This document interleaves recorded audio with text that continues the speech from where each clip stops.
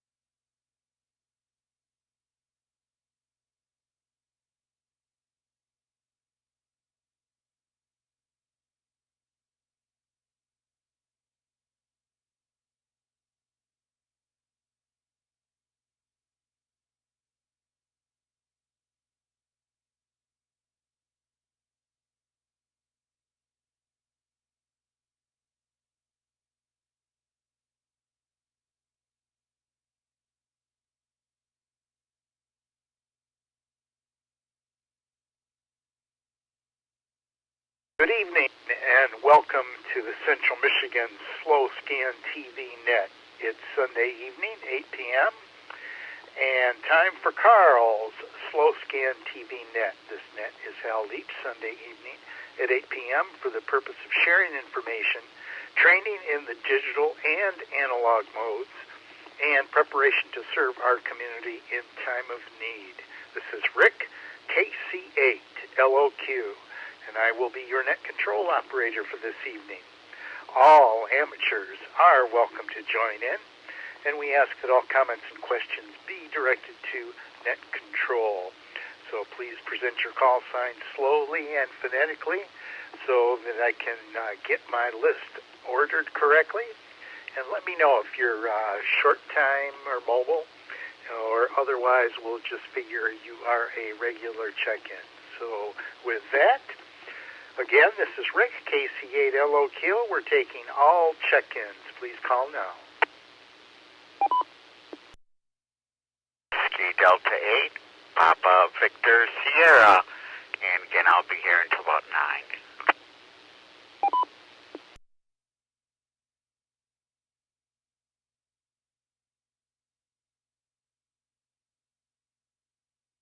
is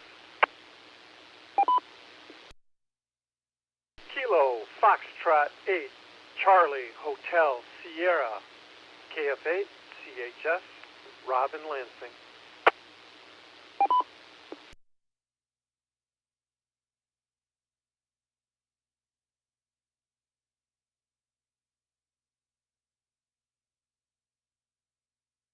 This 8 Romeo Quebec Sierra. Steve, just barely up in Clinton County, about 6 miles north of East Lansing.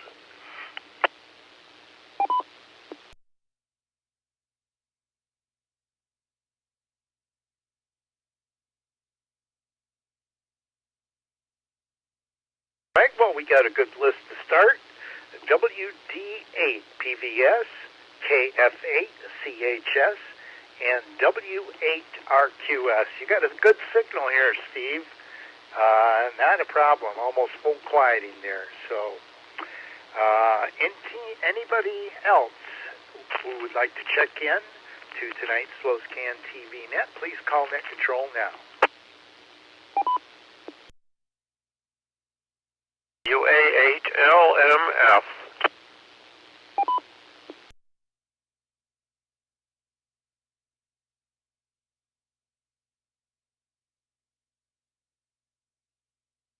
WA8LMF. Steven, got you on the list.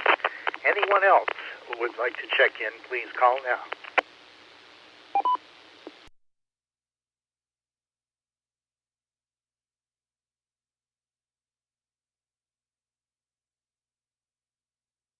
Okay, well, we got a good list to start, so let's get going. We are getting finally some warmer weather here again for a change. It's always nice. And let's see, I had everything outlined on what I was going to say, and then it completely lost my train of thought here. So we had the grandkids over, and we were just talking with them. We just finished eating dinner there, so they're always fun to have around and enjoy. So let's see. I guess let's see what all of you have been up to. WDA PVS, Charles, what's new with you and how you been? WDA PBS, been doing really good. Boy, just been a hectic week around here. Between band practices and everything else, been real busy. And let's see, Friday night we went downstairs to the lower level there, the family room, because I left the light on and I heard some water running. It was late at night, it was about after midnight, and the pipe for the water softener where it drains out when it's regenerating snapped off. Needless to say, it was flooding the utility room. So guess what I got to do at 12:30 to 2 a.m. And other than that, Valentine's Day, we went to the Lansing Symphony. I heard beautiful presentation. It was all a lot of music we've played in band, a lot of the show tunes. That was wonderful. So trimming trees again today, and that's about it. It was, like I say, very busy. Sounds good, Charles, and you reminded me of what I wanted to wish that everyone here had a really good Valentine's Day, got a chance to do something fun, and I see you kind of had a wet experience there. I tell you, that I missed the first part of the binocular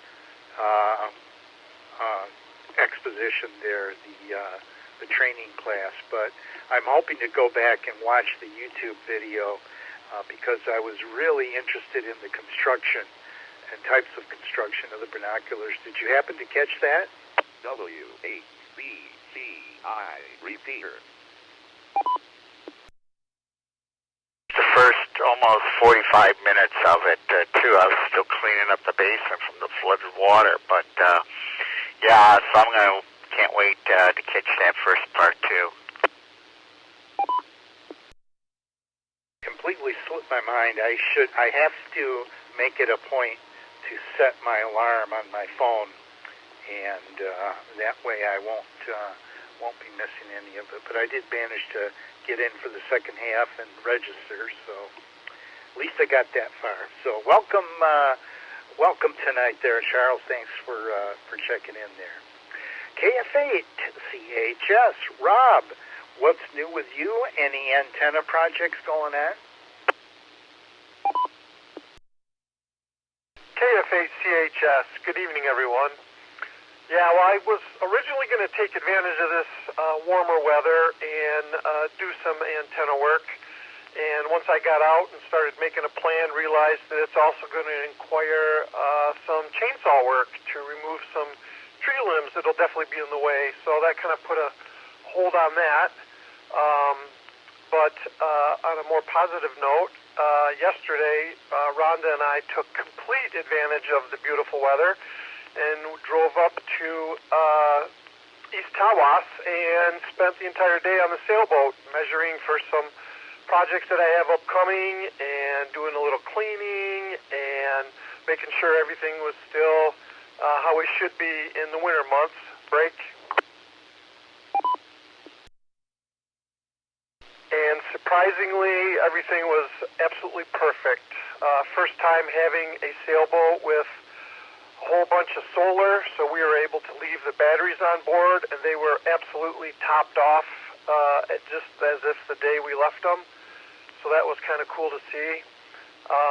Yeah, it was a great day up there, and ate at a nice restaurant that we like to go to every once in a while there in East Tawas. But a really quick side note, a conversation times 3 weeks ago. Boy, have I been enjoying this open ham clock.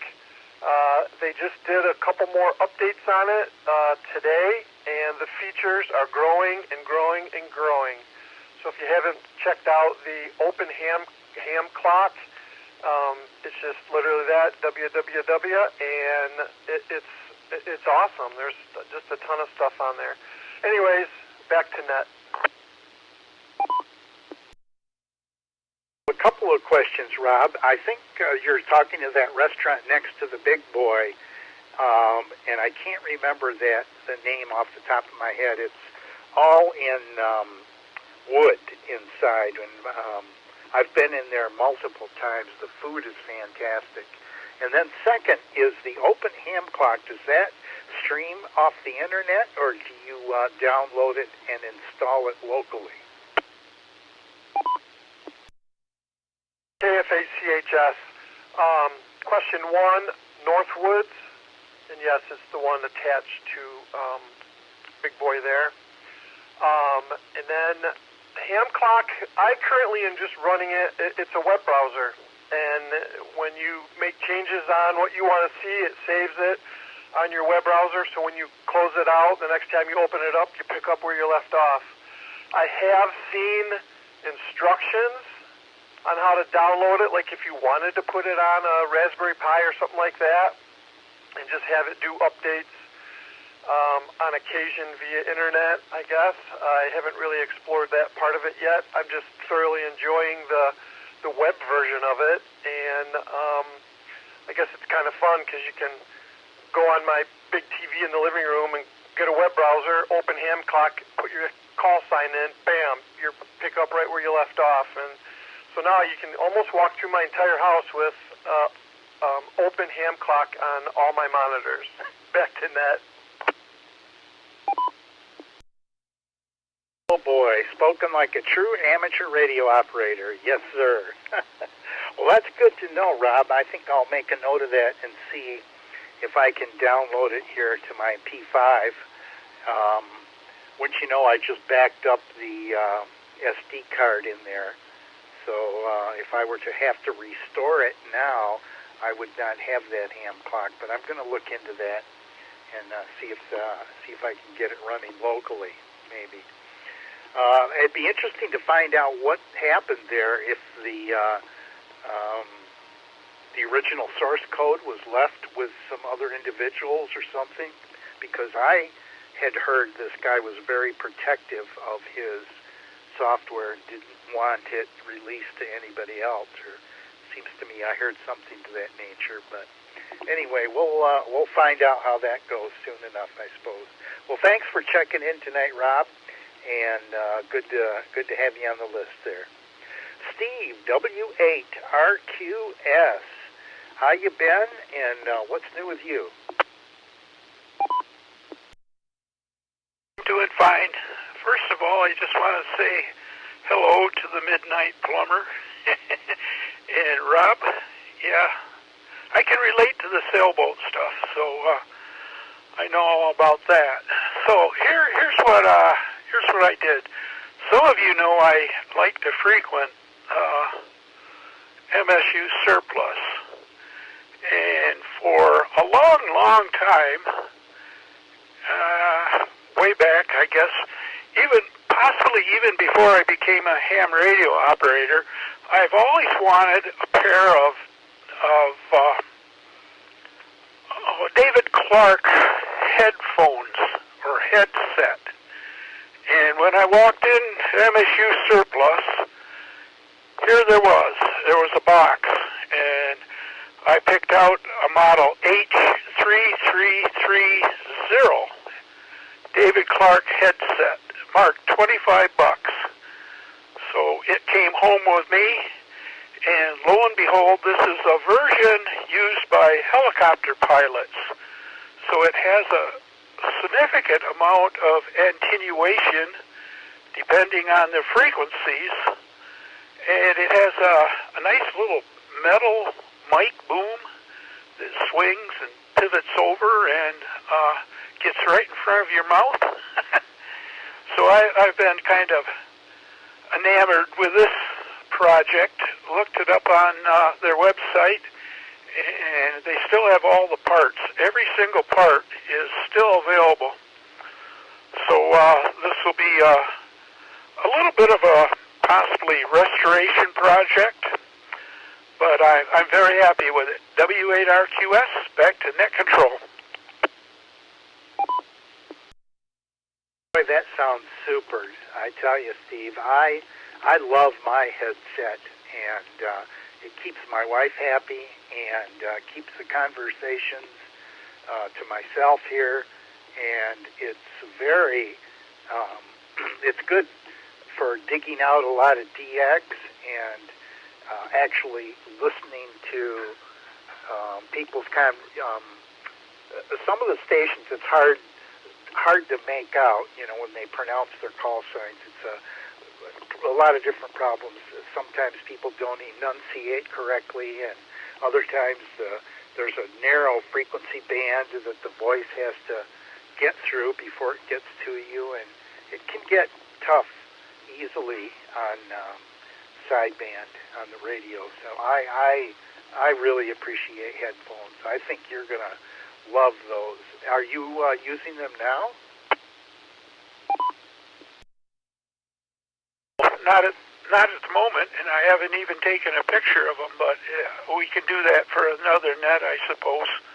And now that I got this headset, I'm just crazy enough to wear it to some loud bar and just test it out. W8RQS, back to net. W8BCI repeater.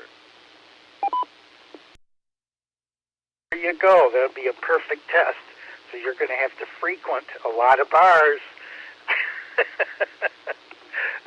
to really put it through its paces, I guess. So, well, anyway, thanks for checking in with us tonight, Steve. It's good to have you on the list. WA8LMF. Stephen, I was trying to get or Vara, I don't know, I guess it's either one. Repeater, the APRS repeater on 7.083.5, and I'm not sure you can hear me out there. I'm probably too close for that frequency. So, but I saw a lot of WA8LMF signals there, and I always like to see your your presence on the APRS side of things in VARA too. So what's new with you, Stephen? How you been? This is WA8LMF. I don't know what you mean by repeater. There's no repeater there. It's internet gateway between RF and the APRS internet system, and it is there listening 24/7. You are obviously hearing my outbound beacons announcing the presence of my iGate periodically, but there's no repeater there. It's not like you're going to send something to it and then hear it come back over the air. But the main thing I've been doing here the last several days is refurbishing another batch of old PCs to be offered as turnkey, ready-to-run ham workstations at upcoming swap meets this season. These are Lenovo business desktop computers that I've now refurbished with a completely clean build of Windows 10 and a ton of ham-related software, including all of the common SSTV apps and a bunch of other stuff. And as I say, the thing is set up ready to go as a ham workstation on almost every digimode you can imagine. And I'll now be battling these at swap meets over the coming months. It took me about 2 days to get the first one set up the way I wanted it. And now I have a gold master that will be cloned into 5 other identical machines ready to go. So that's about what's been happening here. This is WA8LMF. Boy, Steve, that sounds fantastic. And you're correct. I misspoke myself here. I've been doing so much with repeaters here this afternoon that it got stuck in my head, I guess. So, yeah, no, it's not. There's no repeater about it. I'm just going to have to see if it's possible for me to receive or transmit to you. But I turned everything, the internet APRS system off to test it. So all the stations I would get back would be from your signal, your APRS server there. But didn't get anything. But we'll try it again. Could be just the propagation temporarily or something. I know it's kind of been funny today on the lower bands. So, well, anyway, back to this ham workstation. Did somewhere you must have gotten a bunch of computer surplus, and probably I'm guessing here. And to put all that software on it, that is remarkable. That is, that would be perfect for people like us who I spent months getting stuff together, and it's not all on one PC. It's all on different ones. So you said you got all of them done, all 5? No, I've got the Gold Master, and then I cloned its hard drive into another hard disk as a backup master. And now what these machines are, they had been several that were around the house here that I used and my mother used, and my sister had 2 of them at her farm. And then I had another one as a media computer in the living room. Now I'm replacing all of those with newer but second-hand computers. And these old ones now, as I say, I'm redoing as ham workstations ready to run. They're a Lenovo M57, which is a small footprint desktop computer that was for office and corporate applications. They were never sold at retail as consumer computers.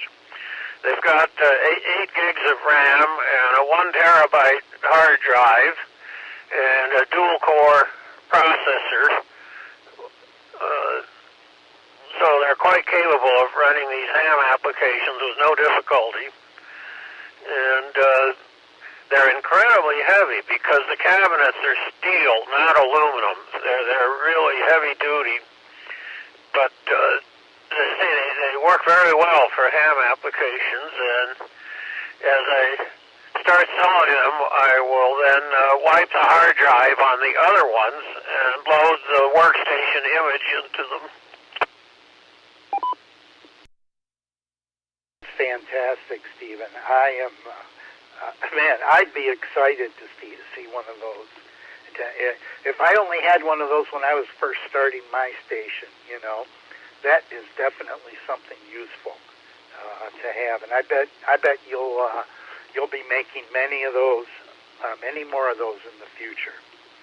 Well, good to have you with us here, Stephen. Good to have you on the list. And with that, I'm going to ask once more, maybe a couple more times, if there are any others who would like to check in to tonight's Slow Scan TV Net. This is Rick, KC8, LOQ Net Control. Please call now.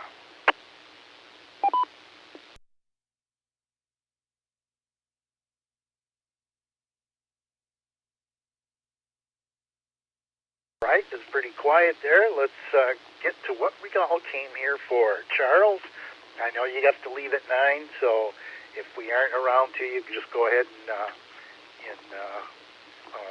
cash out there, and we'll catch you next week, hopefully. But it is your turn for an image. This is going to be Scotty 1, and it was a weekend project to show you.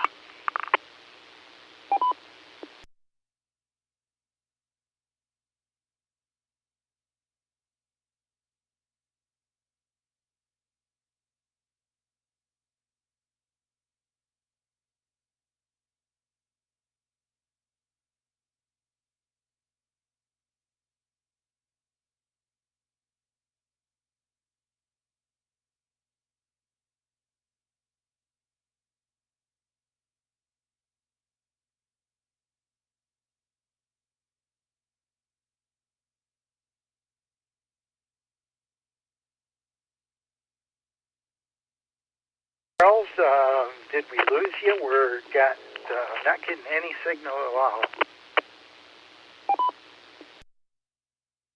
Let me make sure I've got the PL tone correct. WHBCI repeater.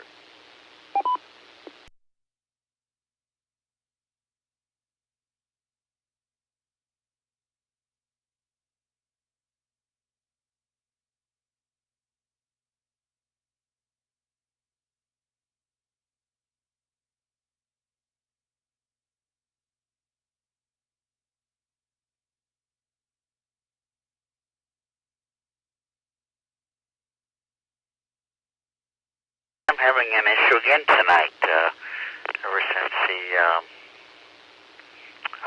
that rebooting I had it done. I don't know what's going on.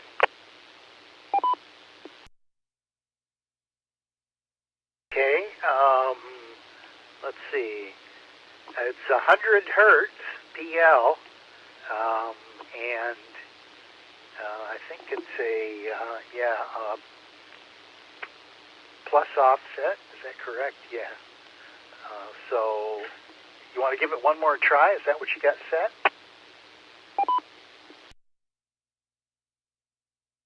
Minus offset. Let me try it one more time. Minus offset, Charles. Yeah, that's what I got set. So give it one more try. Can't figure it out.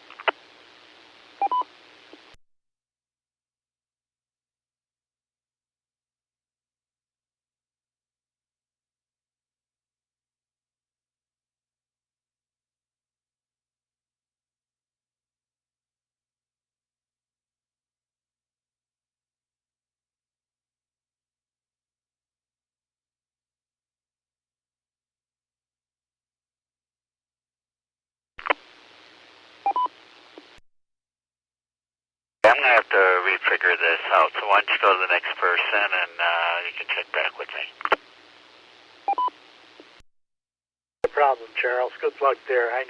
Those kind of problems, I tell you, they come and go. So good luck with that one there. Rob, KF8CHS, it's your turn for an image. KF8CHS. All right, I just need 2 seconds. I wasn't prepared to broadcast so quickly here, but this is going to be a picture that AI put together for me as a little fun thing for Rhonda and I. It'll be Scotty Tudor in just a sec.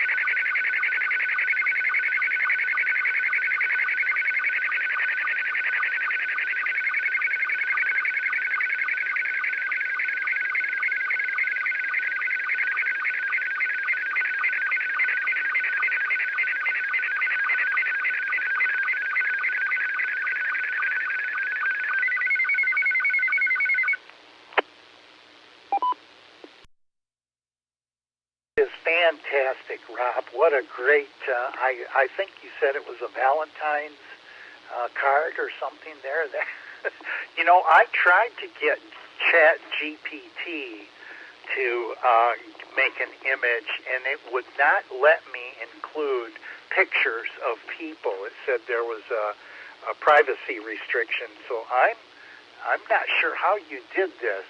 Give us a hint on how you put this together. KF8CHS. So this was put together by a website. I'm not sure even the name of it. It cost a couple bucks, and unfortunately I downloaded the image and then sent it off to have it printed out, like 8.5 by 11, and then I was going to get a couple picture frames. I ordered 2 of those just for fun, again, and when it came back, it had cut off the whole top of the text. So I'm like, great. But now Rhonda has actually had tremendous luck doing pictures,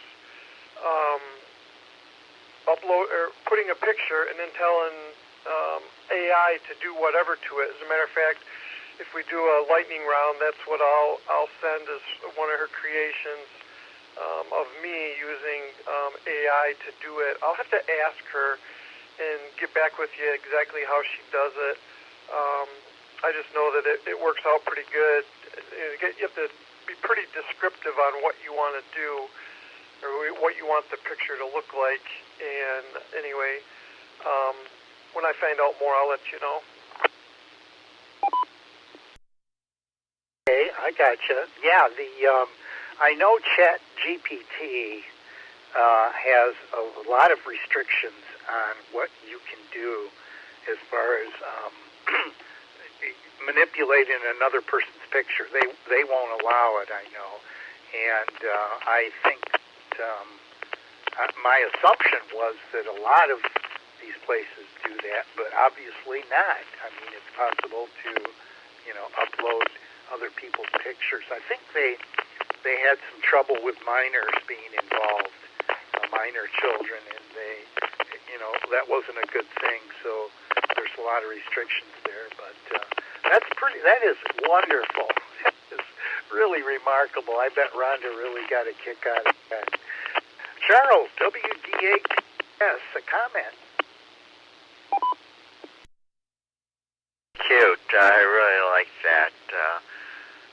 job with it. Definitely. Steve, W8RQS, a comment. Yeah, good job there, Rob and Rhonda. That's pretty cool. I've got one of our younger hams that used to be on here periodically sent one with MMSSTV stuff in the background, and it's a picture of a ham shack, really, and it's pretty crazy all the stuff that's on there. But maybe I'll send that on a lightning round sometime. Okay, that sounds like a plan. WA8LMF, Stephen, comment. Yeah, how is this photographed? What are these odd multicolored sparklies on the right side of the picture?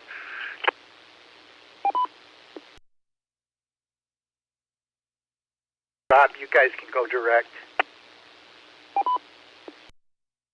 Pull that image up. What was your question again? As received, I'm seeing this thing on the right side of the picture between the page and the black background. I'm seeing these multicolored sort of sparklies off to the edge of the picture. What was happening? Well, on my end, it's like beams of light coming from behind us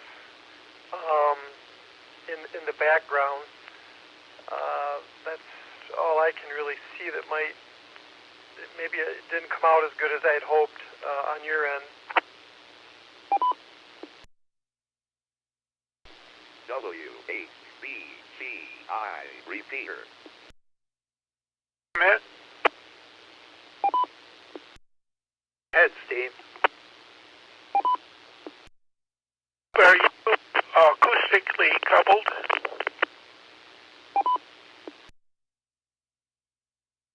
I'm still doing it old school. It's just holding the microphone up to my cell phone. That's what I suspected. That's just noise, Stephen. Acoustic coupling noise. And I wanted to comment on some of the other images. Not criticizing you at all, but what those other lines were, those are noise reflections. It could be off the walls or the monitor or anything close by. It just happens. W8RQS.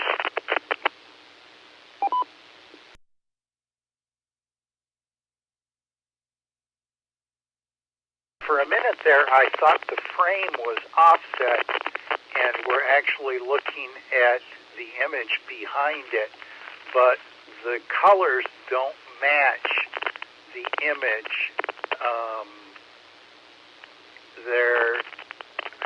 I can't quite figure out how the colors were generated because they seem to be from the same color set as the image, but they don't match with the background at that particular spot. So I got to believe it is some type of artifact, Rob, that is happening as a result of this picture being transmitted.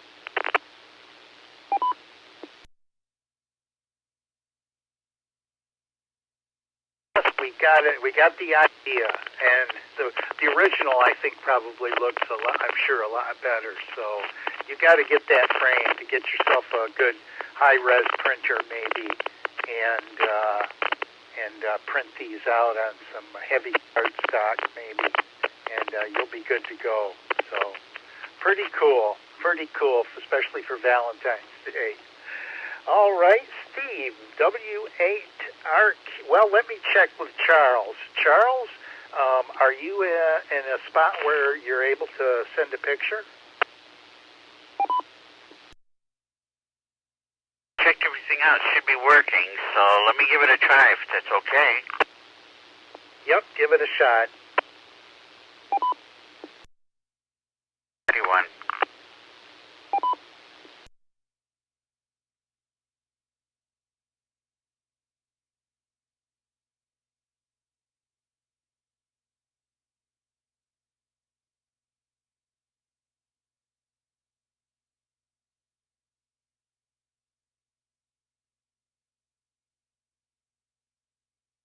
hanging up the radio, so I had something to screw for tonight. So, anyhow, just be listening.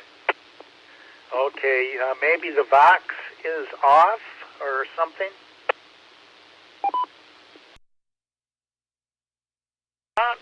It's tripping the radio, but I don't know what's going on. I thought it was the tone, but I know I got the tone set right. So maybe it's the offset has to be changed. So I'm going to play around with it while I'm listening to everybody else.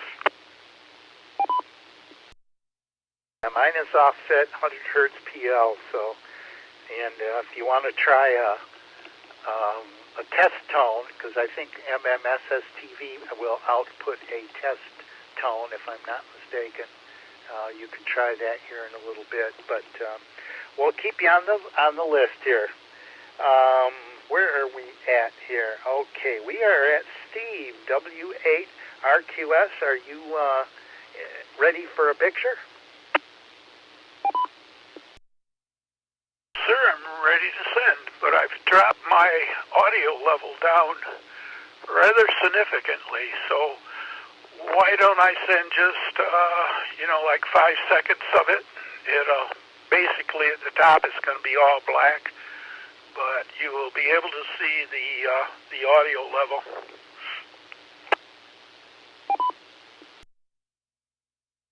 Okay, we're ready.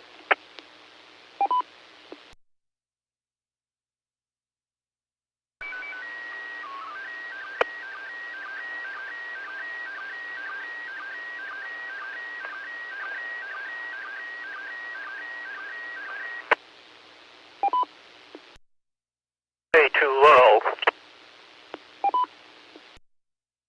I agree there, Steve. A little bit low. You want to raise it up a little bit.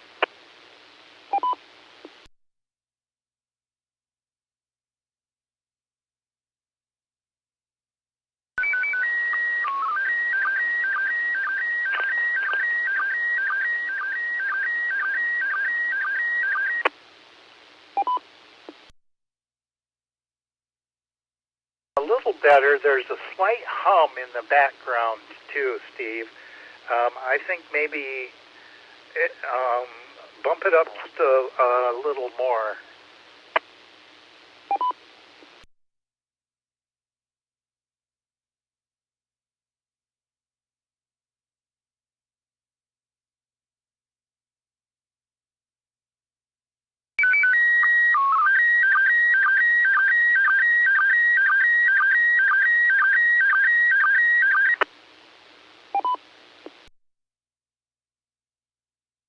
It sounds fine to me. Stephen, what's your take? Looks about right. Steve, go for it.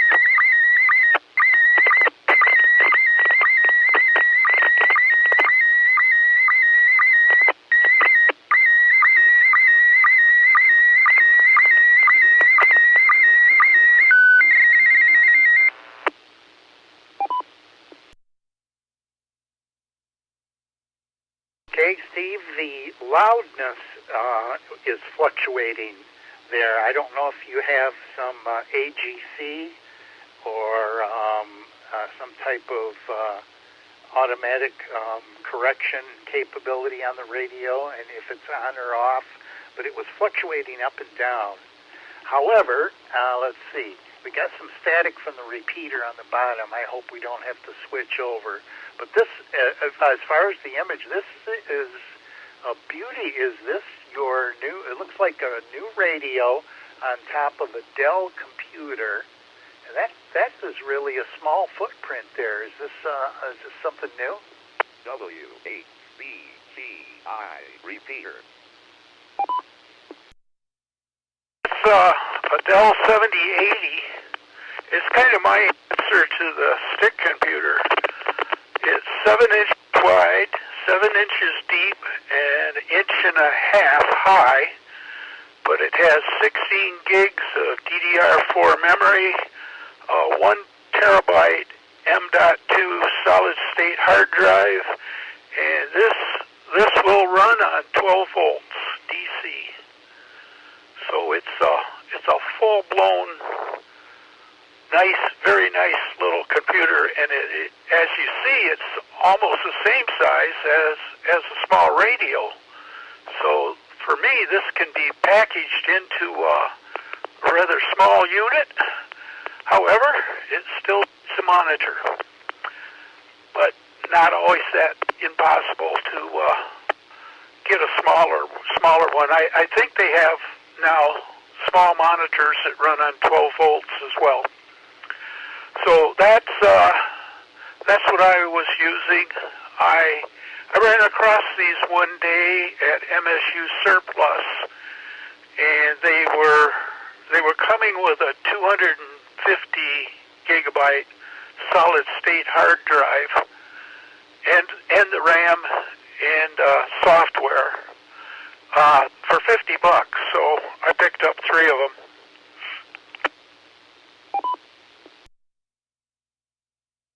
Man, oh man, $50, that is cheap. A better term would be inexpensive. Man, oh man, that's a nice setup. And I mean, compared to the mouse looks huge in front of these. And I'm doing the same thing you are, Steve. I'm trying to get my portable station up and going. And my next step is to get my power up, something to generate the power. I'm working on that, but this is nice. Charles, WD8PVS, a comment? It's a great setup, boy. You're pretty lucky there at MSU. Yeah, the mouse does look so big compared to the computer and the radio, so looks like you're into something there. Definitely. KF8 CHS. Rob, a comment. KF8 CHS. Well, originally I was getting all excited about Steve 52 and the little project that he's got going there. Was going to inquire about that a little more. Probably still will. But now I'm more interested in this Dell 12 volt. If he could say the model number of that again, just so I can research it, and one of those 3 might be gone out of your stockpile. Back to net.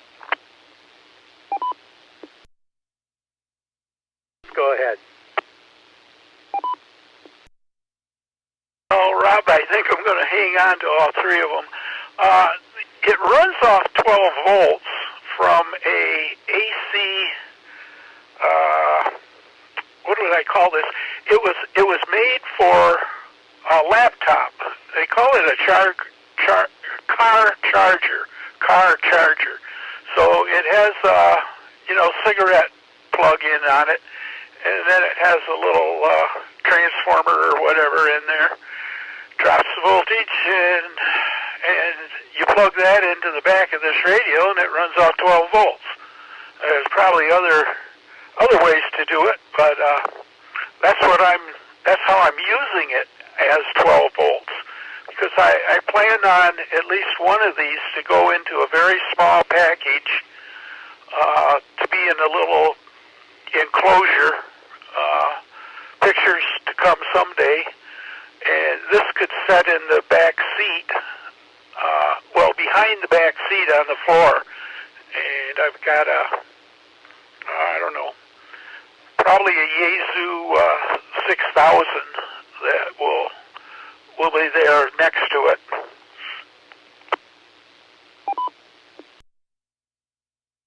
What's the model number, Steve? This is a Dell 7050, and they come in a lot of, they've probably got a lot of extra versions on them. This one does not have the antenna for Wi-Fi, but they make the little stick dongle that'll plug in the back and do the same thing.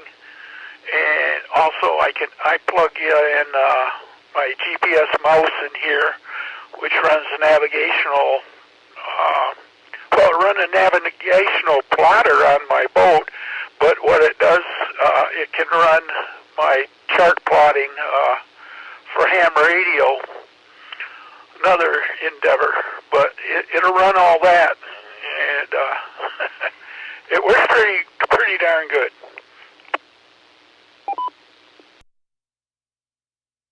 I sense a trend to make things smaller here, and I don't think it's just confined to our ham community here. I think people are looking for alternatives for instead of the old big desktops that I'm used to as an older person.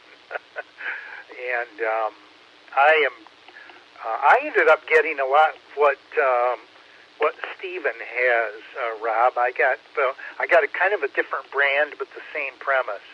It's got runs off 12 volts, and it's just a small little teeny thing, and it's really, really powerful. Mine are Melee, M-E-L-E 3C is the one that I ended up getting, and I can't remember off the top of my head all the specs in it. I'll get that here, maybe put it out there for you guys. But good stuff. Nice picture, Stephen. WA8LMF, a comment. It sounds like you've got all the makings now to run Veritrack appers on HF. All you've got to do is substitute a FT818 for the Yaesu dual bander that you've got there on top of the computer. Since it'll all run on 12 volts, you could then take it on your boat this summer.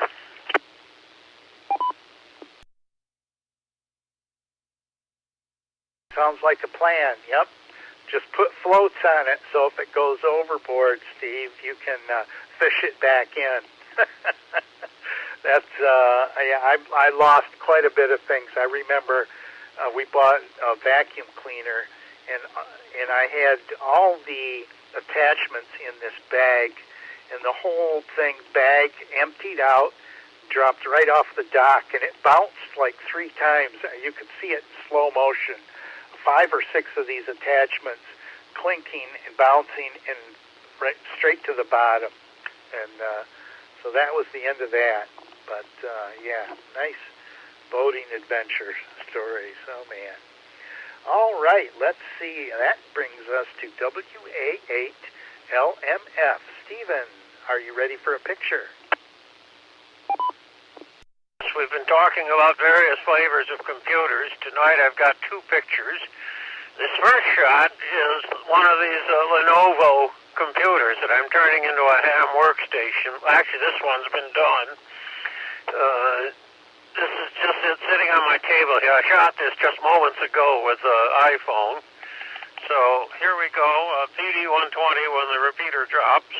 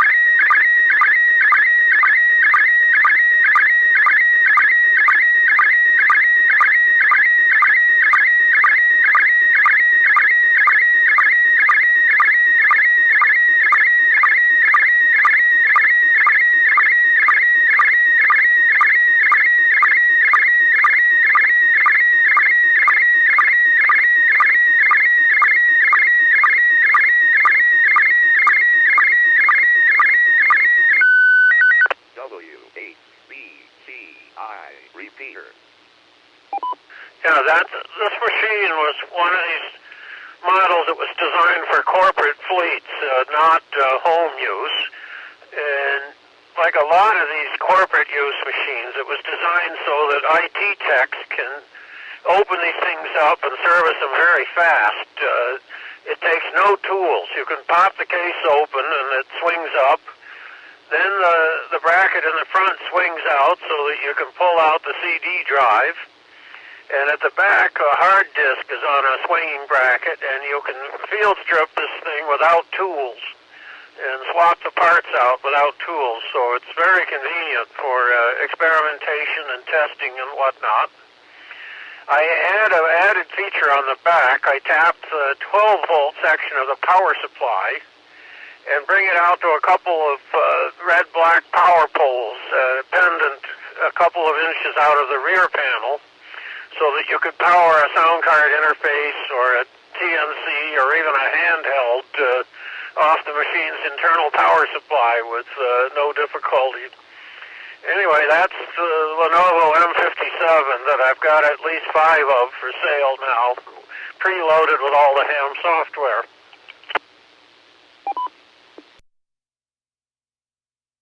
Stephen, I like that. I really, especially the idea of the accessibility of being able to get inside and either replace things or at least look at them, or even cleaning. You know, what a concept, the fact that something is engineered to be able to get inside and accessed. You don't see this anymore, hardly. Everything is so much sealed, so many things are sealed up. And if they are, they're all surface mount and very, very difficult to get into. I really like these. I don't think you'll have any trouble offering for finding people that will want this, Stephen. That's really neat. I really like that idea of you're doing all the work, and boy, having it just a plug and play here for an amateur radio operator. So many new operators could really, well, all operators actually take advantage of this. Charles, WP8 PVS, are you still there? I got time for a comment. Getting ready to leave, but great image, came across perfect, and yeah, that is one handy tool, piece of equipment.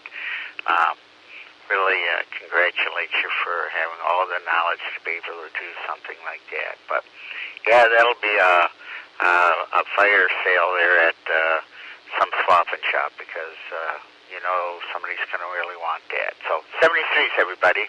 See you next week. WDA PVS. Charles, take care. Thanks for stopping in, and stay warm. KFACHS, Rob, a comment. That is pretty slick, and the accessibility part intrigues me. So I'm curious, have you figured out a price point what you're going to sell these for your first cousin discount on your Sunday night radio buddies? Back to net.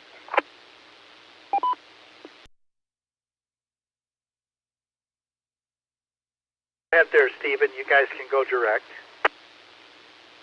I don't know if it's exactly appropriate for me to be quoting prices over the air on a ham net, but I'm going to be pricing them at $89, including the 1 terabyte hard drive and 8 gigs of RAM.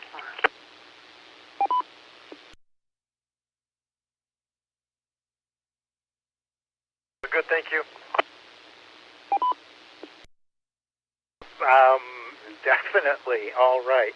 I don't think that's a problem here tonight. It's our local ham gear. At least I'm not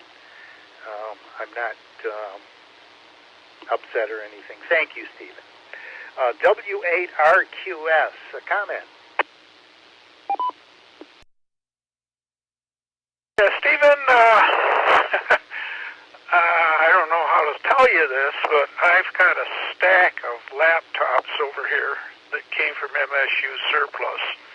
And I've got at least 4 desktops that are all pretty decent machines, really. And I've got a Dell server with 6-core processor and a bunch of stuff here that I would probably be willing to donate, or maybe we could work something out, maybe get some machines set up, or I could even actually set them up, but it's all time consuming for me. And this spring weather, the spring weather, I'm like a grizzly bear coming out of hibernation here with all kinds of stuff to do, but we could start out. If you want to look at the server or some of these other ones, I could meet up with you sometime or somewhere, I guess. W8RQS back to net.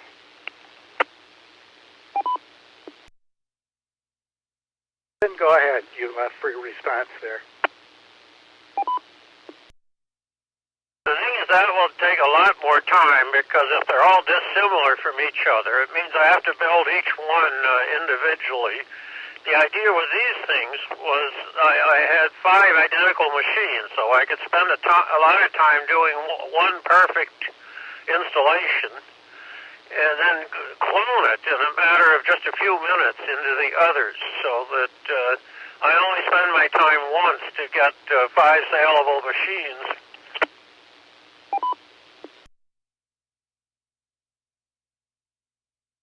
Very good.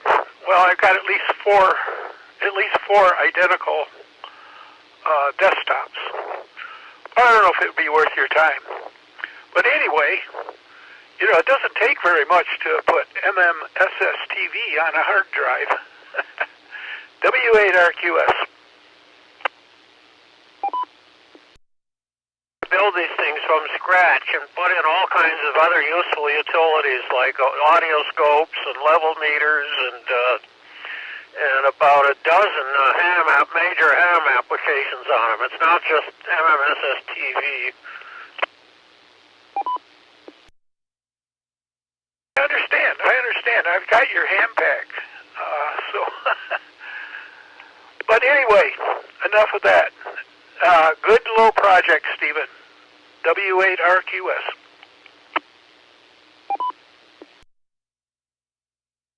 If you're anything like my kind of experience, the drivers alone are headache enough. Seems like I used to spend so much time making sure the drivers were all correct and updated, and everything had a driver for it. The sound card, the disc, the print server, and then all the audio and video tools that you need. Oh, geez, yeah. That can be daunting sometimes. A lot of the new versions of Windows solve that for you and automate a lot of those tasks in there. Microsoft has kind of taken over. I remember the days where all of that stuff you had to do yourself back in the old, even I think it was the DOS days. Oh boy. Oh, there goes a memory. Anyway, we're at the bottom of the list. Do we have anyone else who would like to join us for tonight's Slow Scan TV Net? This is Rick, KC8LOQ. Please call now. W8BCI repeater.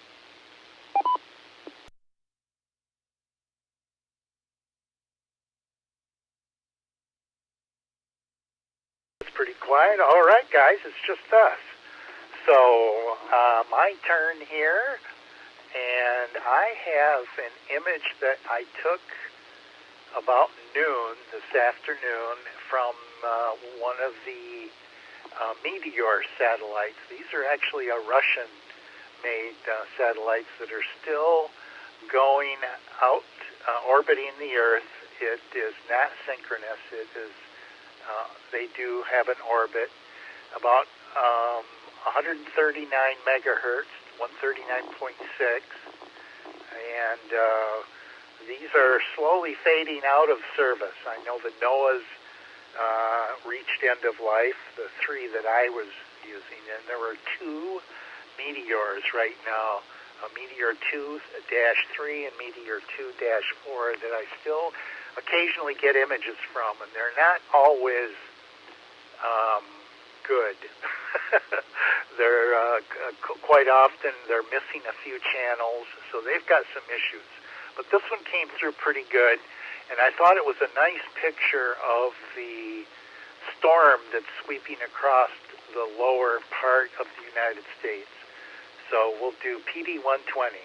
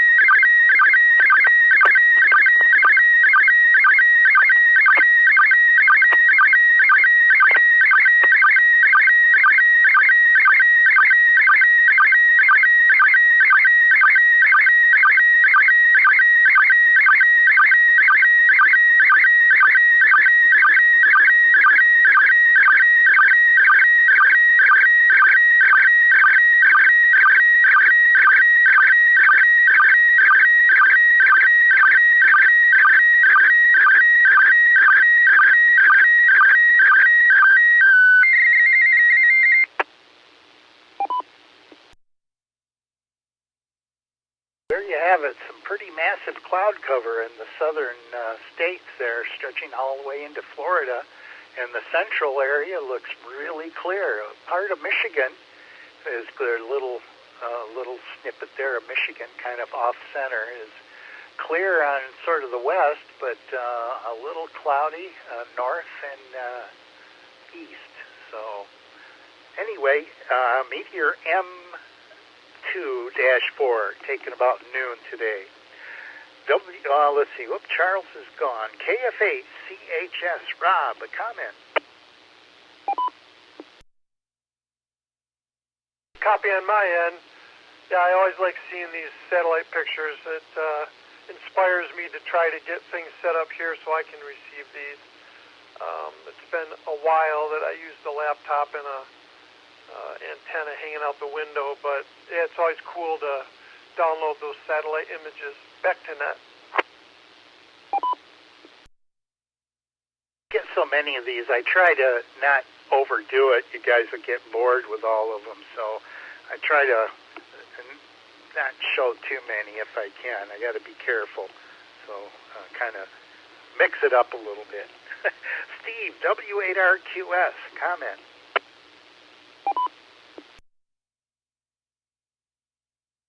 It's interesting that you're picking up some of this from Russian satellites, you say?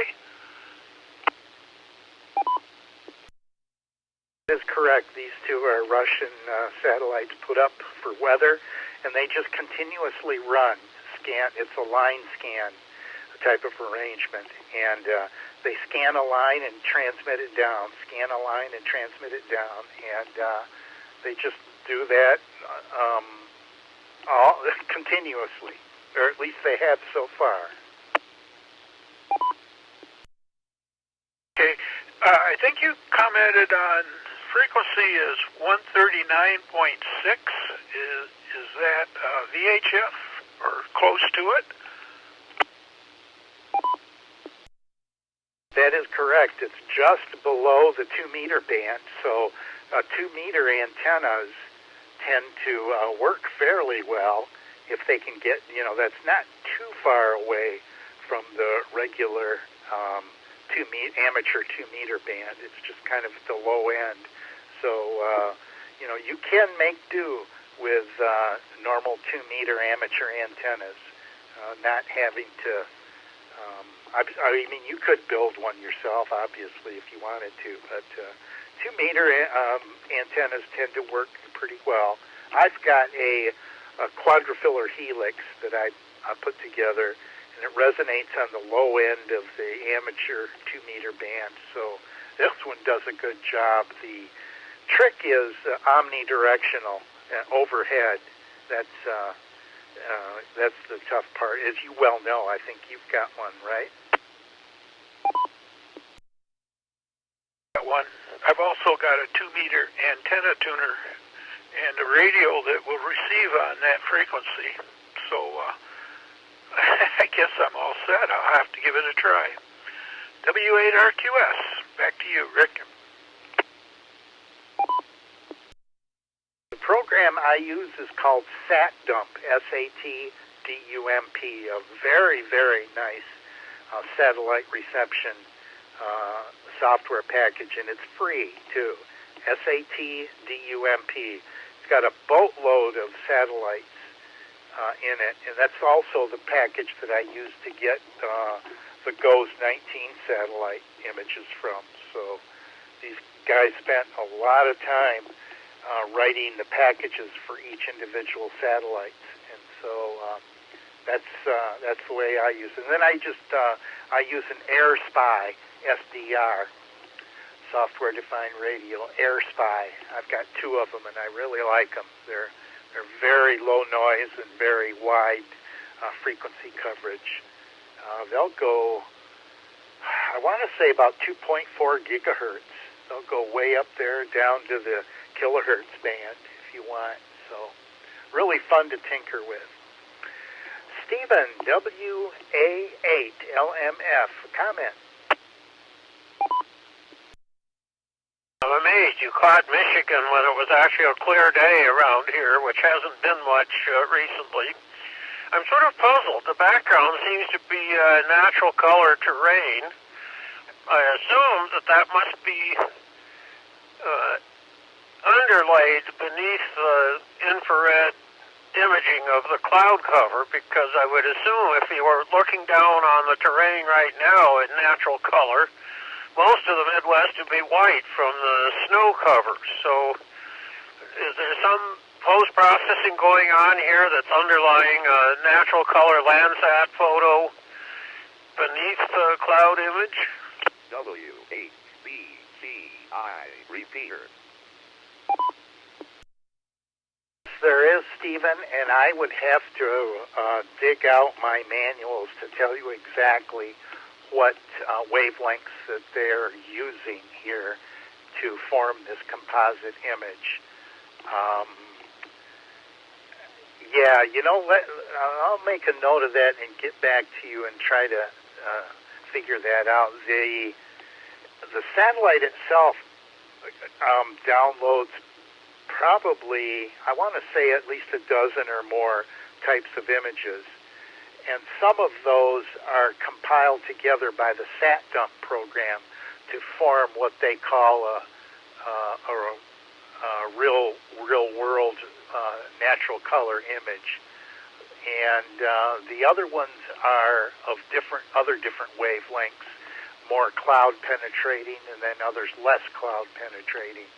So there's another one in this series that actually shows the ice on the Great Lakes in better detail, but it doesn't show much of the cloud cover. It penetrates it. So I guess I should say it's a combination of the frequencies that the satellite takes the image in and the processing that the software does, combining these together. So, because this is not one of the images that directly is sent. This is a composite of different wavelengths, and I'll have to let's dig out my some information to tell you exactly what the frequencies are that they're taken in.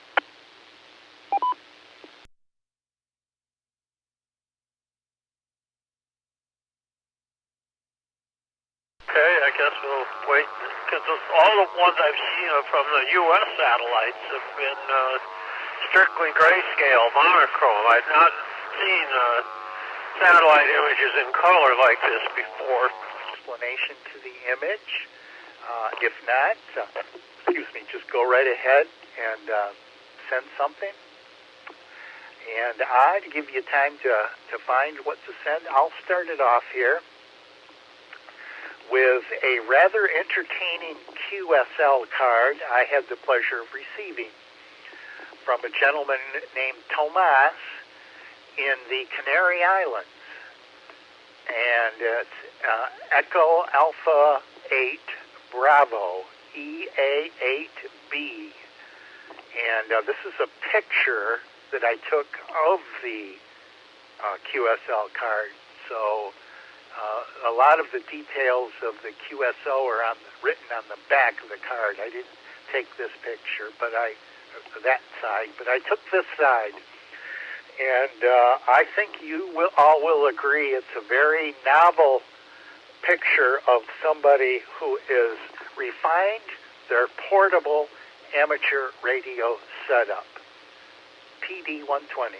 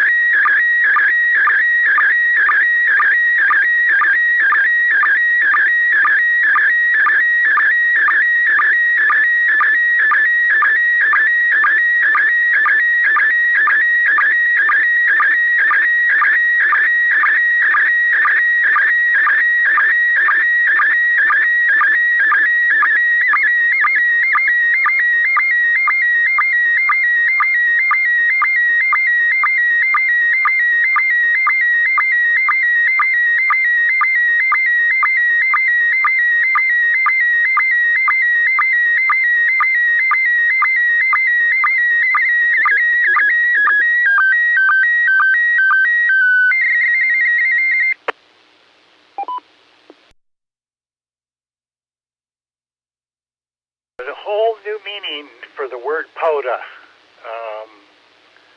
What that means, I'm not real sure, but there you have it. A nice portable amateur radio setup. Probably go for miles and miles without needing a rest or water. Okay. KF8CHS, Rob, your turn for an image.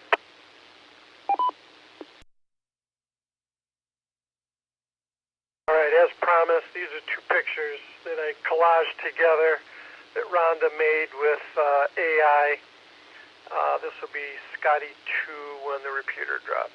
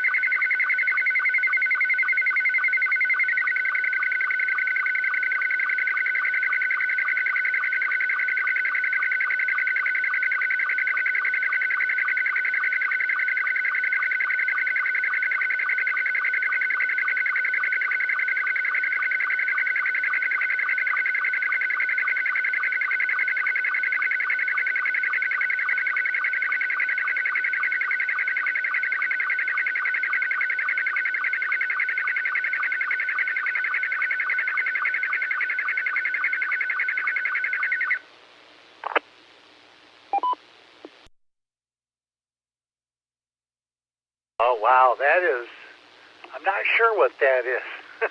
There is a little distortion, though, there, Rob. I think same as that other image on the corners here. And I think it could be some anomaly from the acoustic coupling that you have there. If you were able to get access to the radio directly without using maybe the microphone and the speaker, I think that would probably take care of it. But I'm not sure. It looks like you're wrapped like a mummy. Is that what I'm looking at here? Yeah, so that top one is, she has me wrapped in the sail around the mast, and then the one on the bottom, clearly I'm at the top of the mast and a whole bunch of Christmas lights all over the sailboat. But yeah, that's some of the fun things you can do with AI and having a picture be augmented. Boy, well, there you go. Lashed to the yard arm. Oh, boy. W8RQS. Steve, your turn for an image. W8BCI repeater.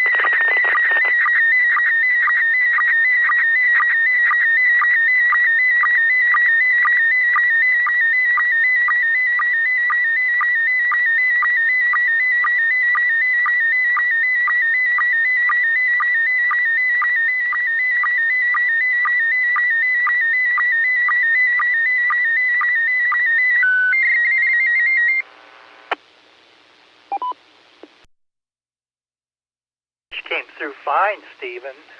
There's a little noise, I think, at the bottom that's from the repeater, but the volume is kind of quivering. It's going up a little bit and then down a little bit at irregular intervals, but it doesn't appear to affect the quality of the image. But I did notice that the volume is changing a little bit, so something to ponder.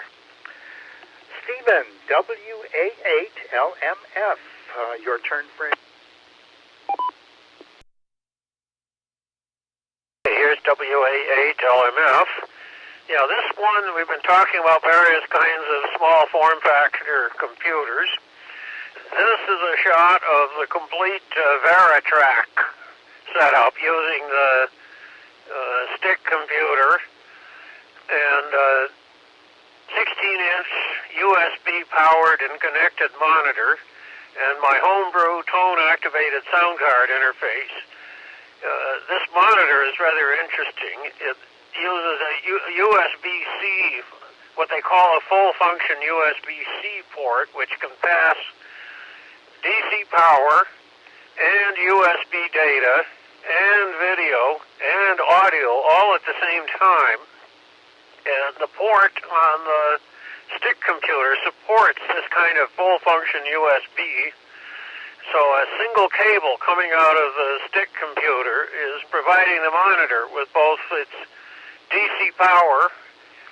The monitor will actually run off a 2-amp USB port for DC power. It comes with a wall wart, but you can run it off USB DC. But in this case, it's not just the DC, but also the video signal is passing over the same single cable into the monitor. So here we go. This is PD120 when the repeater sets.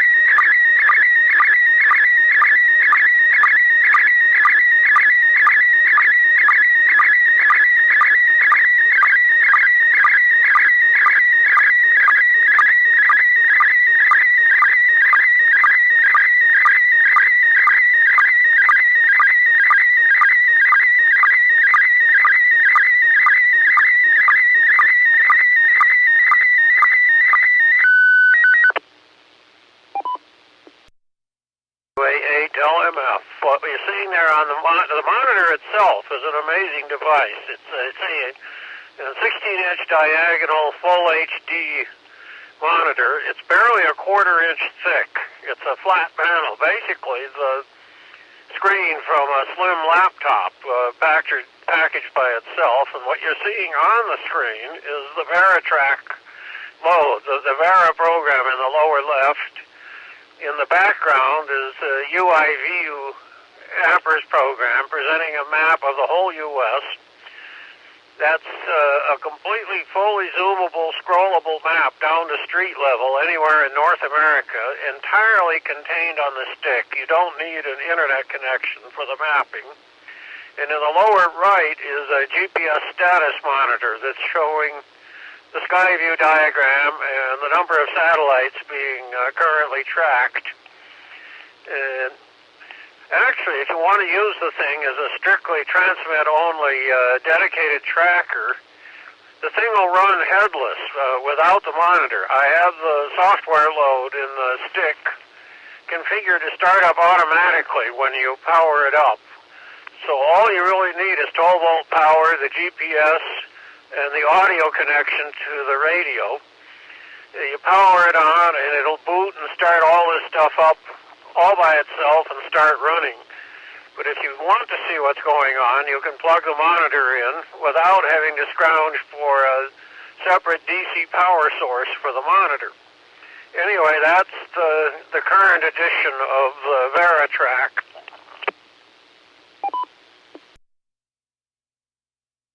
That's a beauty, Stephen. What is that thing off the stick PC on the right that looks like the shape of a 9-volt battery? Is that your GPS module? Well, the GPS is a standard GlobalSat hockey puck GPS. It's about a 2-inch diameter round object. It's out of the screen here. No, that is a gender changer for HDMI. That end of the stick has a male HDMI connector on it. It was originally assumed you were going to stick it directly into the back of a TV set or monitor, but I have a normal HDMI cable with a plug, a male plug on each end. So that thing's just a gender changer so that I can mate the male plug end of an HDMI cable into the male HDMI connector that's on the stick. WHBCI repeater. Okay, gotcha. Okay. That's a sweet setup. That is really, really nice, Stephen. I like that. Man, oh man, yeah.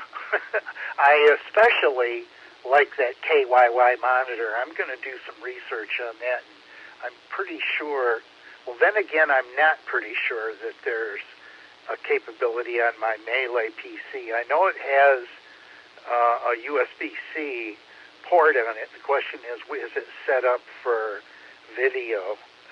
And that I don't know. The manual is pretty sparse, so I've got to research that and see. All right, well, we're at the end of the list. I think we're about ready to tie a bow on it for tonight. Is there anyone else who would like to do an in and out check-in before we close the net tonight? This is Rick, KC8LOQ. Please call now.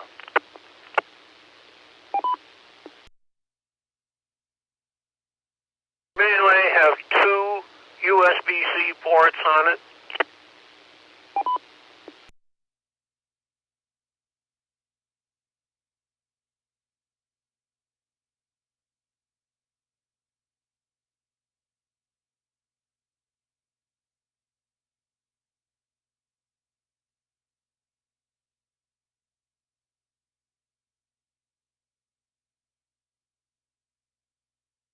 You go. Because if you have one USB-C is being used for the 12-volt power in, if there's a second one, that second one has this full-function USB connection that would support this monitor. The monitor itself I got last summer on Amazon Prime Day special for $69, and recently I saw it advertised in an email confirming another Amazon order last week, and it was being offered for, at that point, for $73.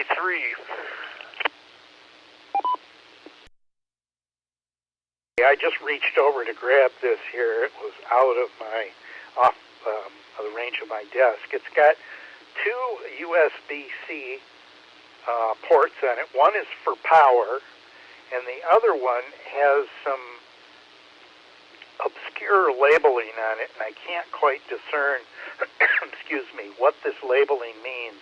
It could indeed mean that it's set up for video, but I don't recognize these symbols. They're so small.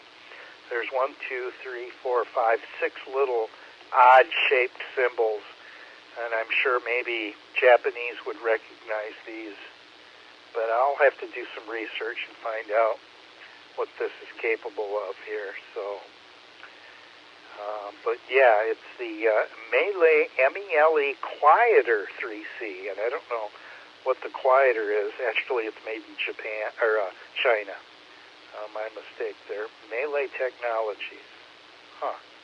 So, I don't know. I guess it remains to be seen, Stephen, whether that'll support a monitor or not. I sure will see if I can't find out. That mangled mess of symbols, among them is a A/V for audio-visual, sort of overlapping each other, and that indicates that it does have the full-function multi-purpose USB-C connection, so almost certainly it'll support this monitor. Perfect. Man, oh man. Yeah, it does look odd. I'm trying to see the... Oh, I'd have to get a magnifying glass. It's difficult. Oh man, that would be good if it did. So, all right. Well, listen, let's go into our 7-3 round for tonight. Charles, he's gone. KFA, CHS, Rob, 7-3 round. KFA, CHS, awesome net tonight. Thanks for hosting, Rick.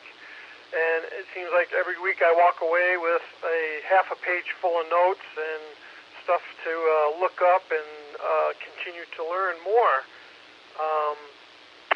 There's something else I was going to say, but it's escaping my mind at the moment.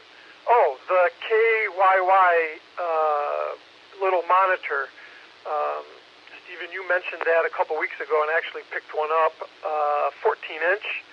And it sits next to my laptop, so now I have double screen on my laptop. And yeah, the picture on those things are pretty crisp for the money. But anyways, everyone had a great week, and we'll see you next Sunday. KFA, CHS, back to net. Hey, Rob, thanks for checking in. You take care. So say hi to Rhonda for us. And I guess I don't have to tell you to stay warm anymore that much, although after next week it's going to get colder. Oh, well. Take care. W8RQS, Steve, 7-3 round. Well, it's been how should I put this? Like an information net here. And maybe even a trader's net, a trader and information net. Hey, Rob, I just wanted to tell you, I had an old friend, KQ, who did acoustic coupling, and the way he did it, he had an old pair of headphones, and he put foam rubber, you know, just that soft, squeezy stuff that you find all over the place. He put that foam rubber around the headphone, and then he placed his microphone right down on that, and it canceled out all the excess noise and echoing and everything else. And lo and behold, he sent absolutely perfect pictures with acoustic coupling. So I also know you got a radio that you can work on there and send it, you know, straight through the radio sound card. So just a thought. W8RQS.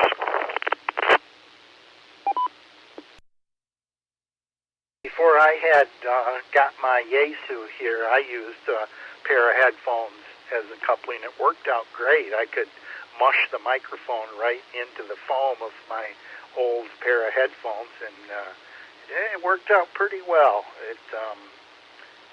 Until I could go direct. So, yep, definitely a good idea. So take care, Steve. Steve, you try. I was going to say stay warm again, but I shouldn't have to. But stay safe. How about that? Good having you with us tonight. WA8 LMF Stephen 7-3 round.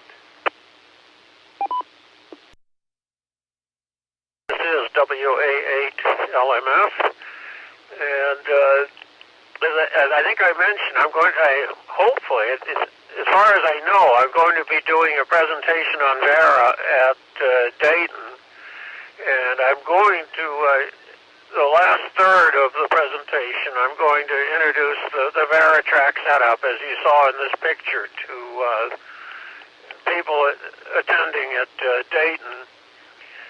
So that'll be the real sort of public unveiling of it, other than this net, for this whole concept.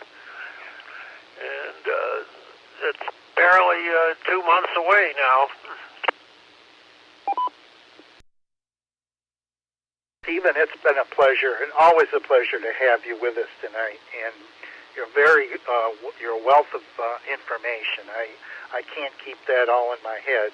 The older I get, the more I lose. So, but that would be a great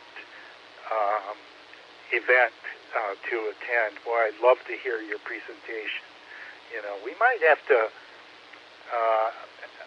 have you one of these days attend one of our meetings that we get together with the MSU Radio Club and our kind of other group of guys that we get together with, and have you do a presentation for us. That would be really a treat. I'll work on that and see if we can't arrange something like that, Stephen. So thanks for being with us, and you take care. So with that, I'd like to thank all of you for participating in tonight's Central Michigan Slow Scan TV Net. And don't forget to reserve next Sunday's set for another session for the Slow Scan TV Net at 8 p.m. We'd also like to thank the Lansing Civil Defense Repeater Association for their support and maintenance of this and the other Lansing area repeaters. I will now return this repeater to normal amateur radio use. Again, this is Rick, KC8LOQ, signing clear, and 7-3. WHBCI repeater.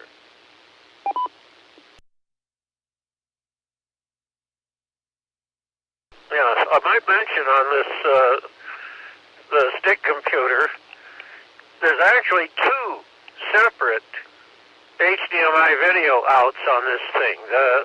The combination USB-C port and the regular HDMI connector coming out of the right in my picture. Those can actually have totally different screens. You can actually run an extended desktop dual monitor setup out of this stick. So one could have the right side plugged into a TV and the left side plugged into the KYY at the same time, and have a multiple screen display.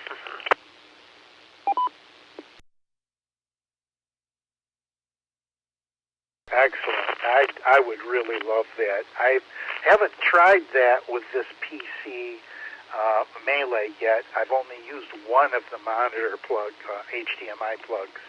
But I'm hoping, and I'm pretty sure that with Windows 11 Pro inside, it will split that into separate monitors. So, still exploring. It's not a function of Windows 11. It's a function of the physical hardware. What's in these things is a so-called system on a chip, which is an entire Intel x86 PC in a single chip. All these peripherals are being driven by just one chip inside this thing, and regardless of what operating system you install on it, the hardware function is there. Most of the time, I run Windows 7 on these devices, and I can still do the dual screen sharing. I mean, you can either have both screens be the same or have separate displays on the two screens. but it's entirely within the device's hardware, not the fact that it's running 11. The Veritrack is running on 10 because it has a fraction of the bloat of 11. So these things with a rather modest amount of solid-state hard drive and RAM go a lot farther using 10.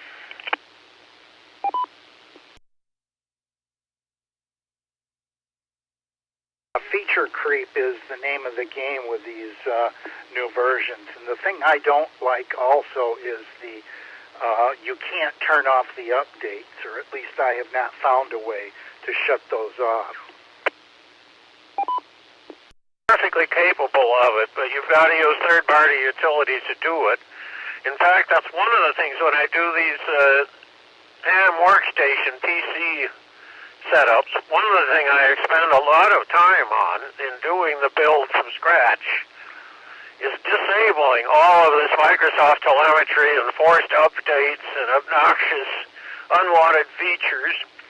And then I install the third-party overlay for Windows called OpenShell, which does away with that messy tiled start menu in 10 and 11 and gives you a start menu that looks like XP or Windows 7, so that it has much less mess and clutter. And during the build, I use at least half a dozen third-party utilities to neuter as much of the awfulness of 11 as I possibly can.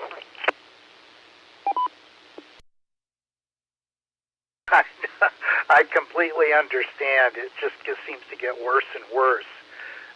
It's sort of, sometimes it makes you appreciate the command line Linux options, but that's a little too much command line.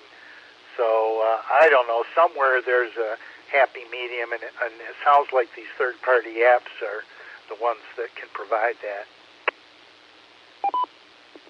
One that you want first and foremost is the WinArrow Tweaker, it's called, which gathers together hundreds of these tweaks into a single menu-driven utility that's got about 200 items that you can change in 7, 10, or 11 and apply it. And after that, it's a freebie from WinArrow. That's WinAero, winarrow.com. And the WinArrow Tweaker will do all this stuff. Oh, for example, it'll restore the classic volume control function to the speaker icon in the tray. It'll give you a start menu that looks much more like previous versions of Windows. You can turn off telemetry. You can turn off, disable forced upgrading of Microsoft Edge, their browser. One of the most maddening things is every time Microsoft forces an update of Edge, it hijacks file name extensions away from the applications that you preferred. For example, it'll keep stealing the viewing of PDFs away from third-party PDF applications. It'll keep stealing away the viewing of JPEGs from third-party applications. But once you work this thing over with WinArrow Tweaker, you can defeat all of that. And then there are about 3 or 4 others I use afterwards to finish the job. I'm going to look into that. I wrote it down here. That's exactly what just the updates alone would be enough to satisfy me. That is just really irritating, and the after effects of the updates. So, well, good information to know, Stephen. Thank you. Appreciate that. So you take care, and I'm going to let you go. It's getting close to my bedtime. This is KC8LOQ. Take care. One heads up, I just ran into this today while I was doing these builds. The paranoid built-in Microsoft antivirus and security function that's in 10 and 11 keeps trying to block Win Arrow Tweaker as being a hacker's tool. You click on it and nothing happens. No message that it was shot down as a suspect application, just it doesn't run. So I discovered you have to dive down about 4 layers of menus and disable the Microsoft security settings for real-time antivirus protection. And then it'll remain defeated for about an hour. So you can do your thing with the Win Arrow Tweaker, and then Windows will turn the antivirus back on. Jeez. I would never have been able to find that. US, go ahead. About God Mode 1 and God Mode 2. I just wanted to make a comment on the extended view concerning MMSS TV. What I do, Rick, is I've got a whole bunch of images, thousands of them, and I put them up on a different screen, and then I can just click on it, move it from that screen directly into MMSS TV window, transmit window, click OK, and I got my image. So I can have all the images I want to send all up, queued up, and ready to go. So for the, just for example, on the, what do we call that? The quick one we do. Anyway, so I've got about 10 images there, just waiting to go. W8R2S, I won't hold it.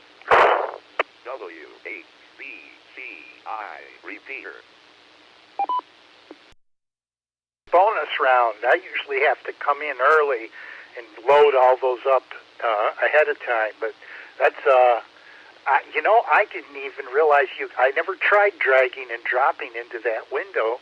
There's no reason why you can't. That's a better way to do it. Because it's on another monitor and you can see them. And if you go up to view, and hit the large thumbnails, then you got all those images sitting there. You just grab one with the mouse and drop it in the window.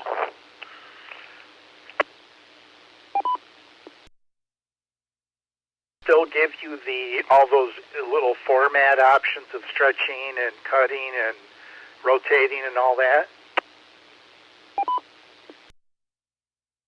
Yes, it does. That pops up. Actually, that pops up on the other screen. And then you just, whatever you want to do, you do it there, and then click OK, and then it's, boom, it's right in the transmit window. Perfect. Thank you. Man, I tell you, I learn something all the time. I never thought of just dragging it in. I always just preload them all and size them and, the way I want them ahead of time. That's a good way to do it. All right, KC8LOQ. We'll see you guys. The issue where the drag and drop becomes an issue is if the original picture does not have the classic 4:3 aspect ratio. If you've got a snapshot from a Digicam that was done in 16:9 wide video style format for a still picture, when you drop it into MMSS TV, then you've got the problem that either you've got a weirdly distorted image to fit 4:3, or you have to crop out a 4:3 proportioned piece of the original picture before loading it.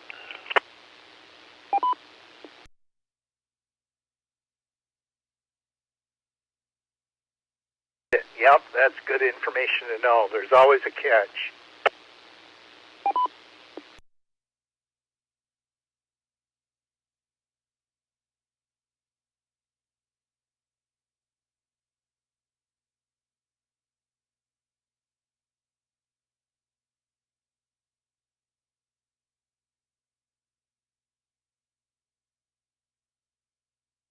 for viewing the pictures universally, almost exclusively, is the freeware third-party program IrfanView, which is sort of the Swiss Army knife of graphics utilities, free. It will decode and display virtually any graphics file format known to man, and you can then turn around and save them into any other format if you wish. But for working with MMSS TV, its real value is the ability to crop and resize the picture before you move it to the slow scan application. I find that when you take a large, high-resolution image and downsample it to 640 by 480, IrfanView does a much cleaner job with fewer artifacts than the resizer that's built into MMSS TV.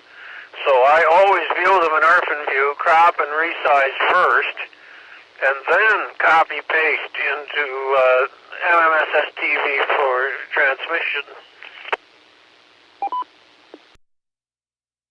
That was Earthen, like EARTH, Earthen View? IRFAN view.com. And it's a free, it's not open source, but it's freeware. And the base program is tiny. It's only about 2.5 megabytes. And you can then download an additional codec pack that allows it to decode absolutely every image format that's ever existed. Perfect. I'll check into that. Thanks, Stephen. Things like convert. Well, one thing that's useful sometimes I use this for processing maps that I'm going to use in Apper's applications. You can reduce the number of colors in an image from the normal high color, millions of colors, down to 65,000, down to 256, down to grayscale, all the way to clip black and white. And of course, by downsizing the color depth, you tremendously reduce the size of the file.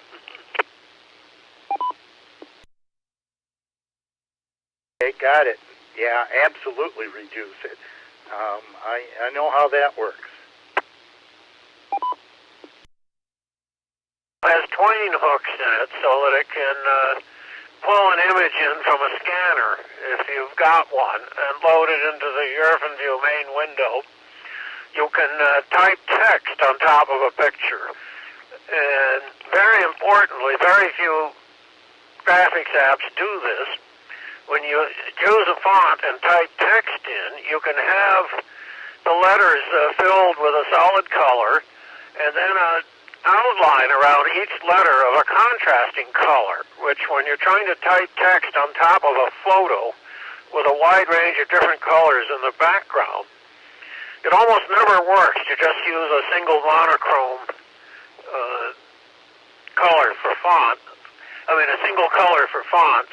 This business of a border and a fill that are contrasting then makes the text work on top of anything that you type it over. And it does that, which I've used constantly for marking up things that are going to go onto slow scan. Absolutely, yes. Got it.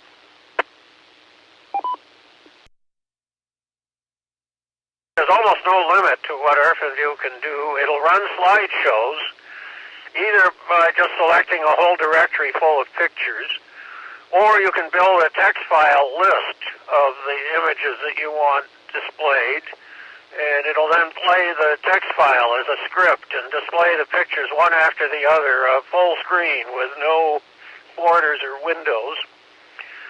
And you can take a slideshow and package all the images and the script of the sequence of how you want them displayed. It'll combine them into a single standalone exe file. That is, it's a program that contains a slideshow within it. What it does actually is embed a tiny version of the IrfanView viewer. So you now have a freestanding XE, and I use that to display banners on my computer monitor at Hamfest. So I'll have a rotating sequence of signs listing the different things I have for sale. And once Earthenview has packaged it into one of these standalone XEs, I just put that on the desktop and double-click it, and it starts up, fills up the whole screen, and starts running a rotating billboard of my offerings. You can specify how many seconds each one should show, and it'll just keep looping endlessly until you hit escape.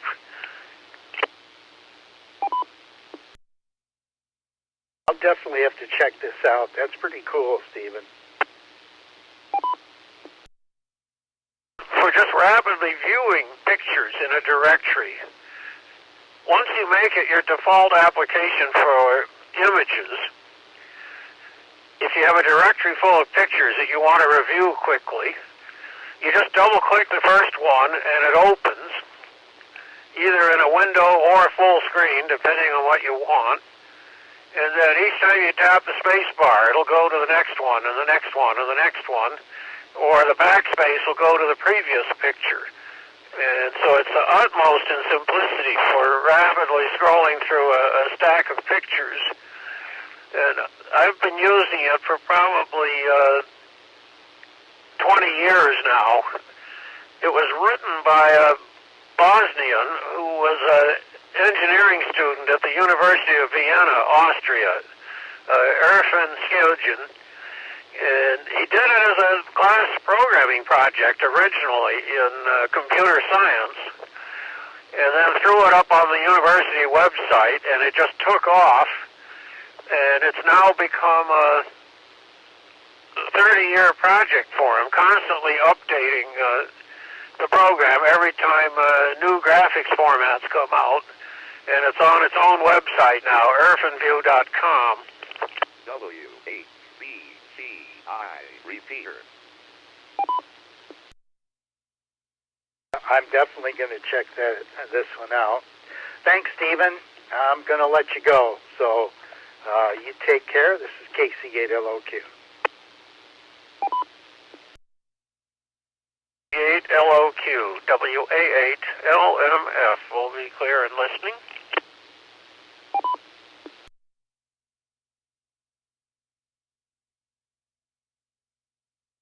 Stephen, Rick pointed out that I've got like a fluctuation in the transmission audio. Were you seeing that on a scope or anything there?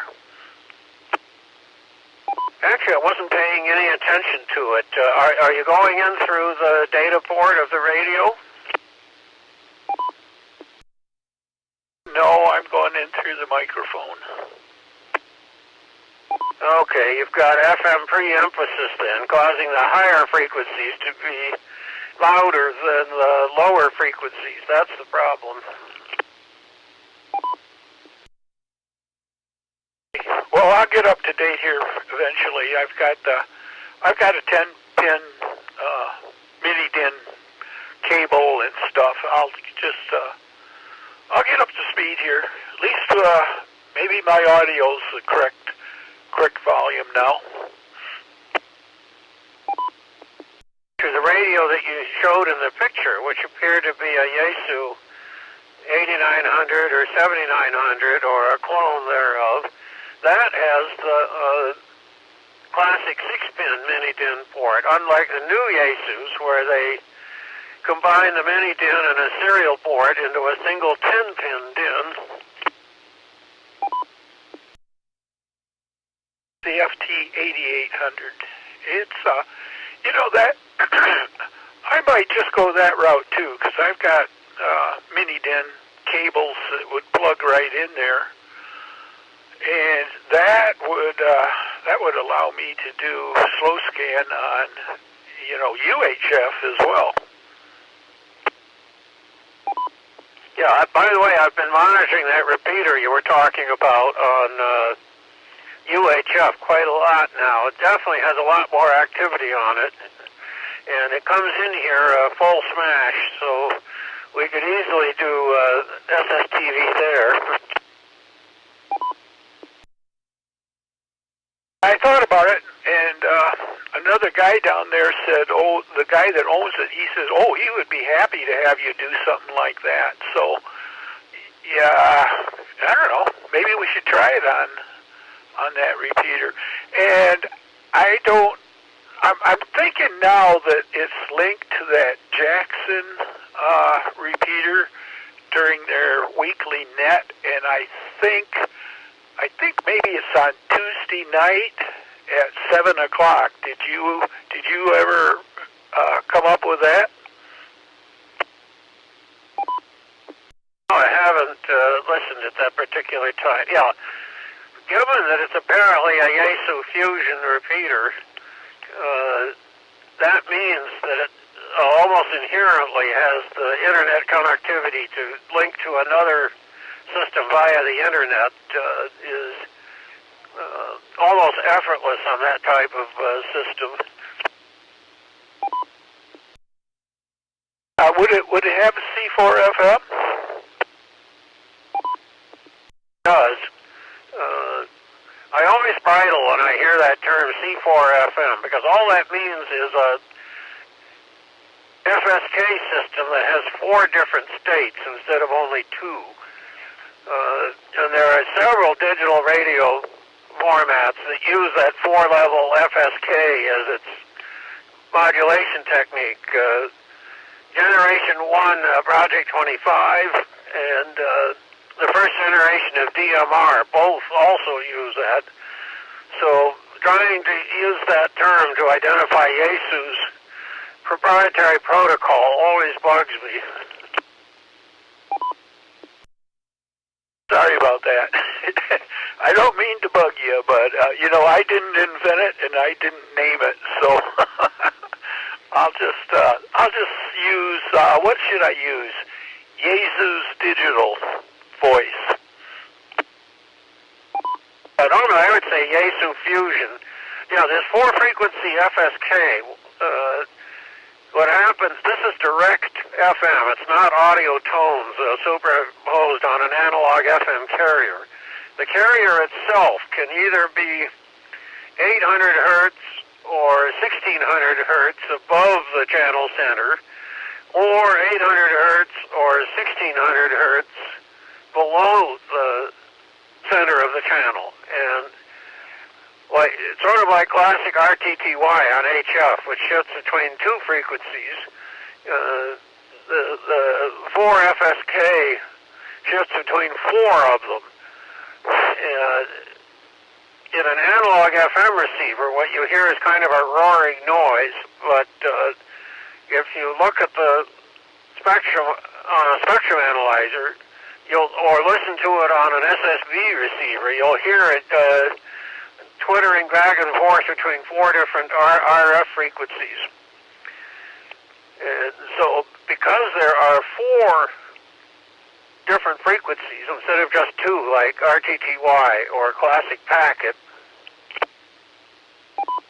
that means that unlike the 2-frequency system, where one frequency represents a 1 and the other a 0, you can actually transmit 2 bits at a time.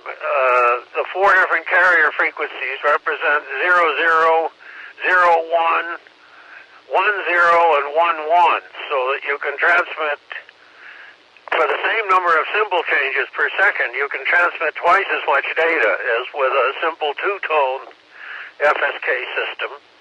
And as I say, it's the underlying modulation technique beneath Public Safety Project 25 Generation 1 and DMR.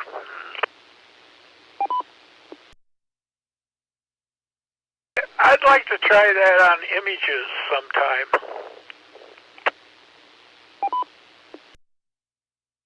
Yaesu is done. All the other digital transmission formats have been designed to be shoehorned into half the bandwidth of a conventional analog FM signal. What we refer to as a 5 kilohertz deviation FM signal, which occupies a channel bandwidth of about 20 or 25 kilohertz when you treat the sidebands. All the other digital modulation techniques have been designed to fit in half that width, 12 and a half kilohertz, or even 6.25, which compromises the audio quality. The Yaesu 4FSK digital transmission format, which is designed for ham use, not meeting the FCC mandate for public safety, still uses the wider deviation, and the result is, by occupying a full 25 kilohertz channel, the symbol rate can be higher, and the audio quality in digital mode on the Yaesu version of digital voice is far higher quality than the other systems have.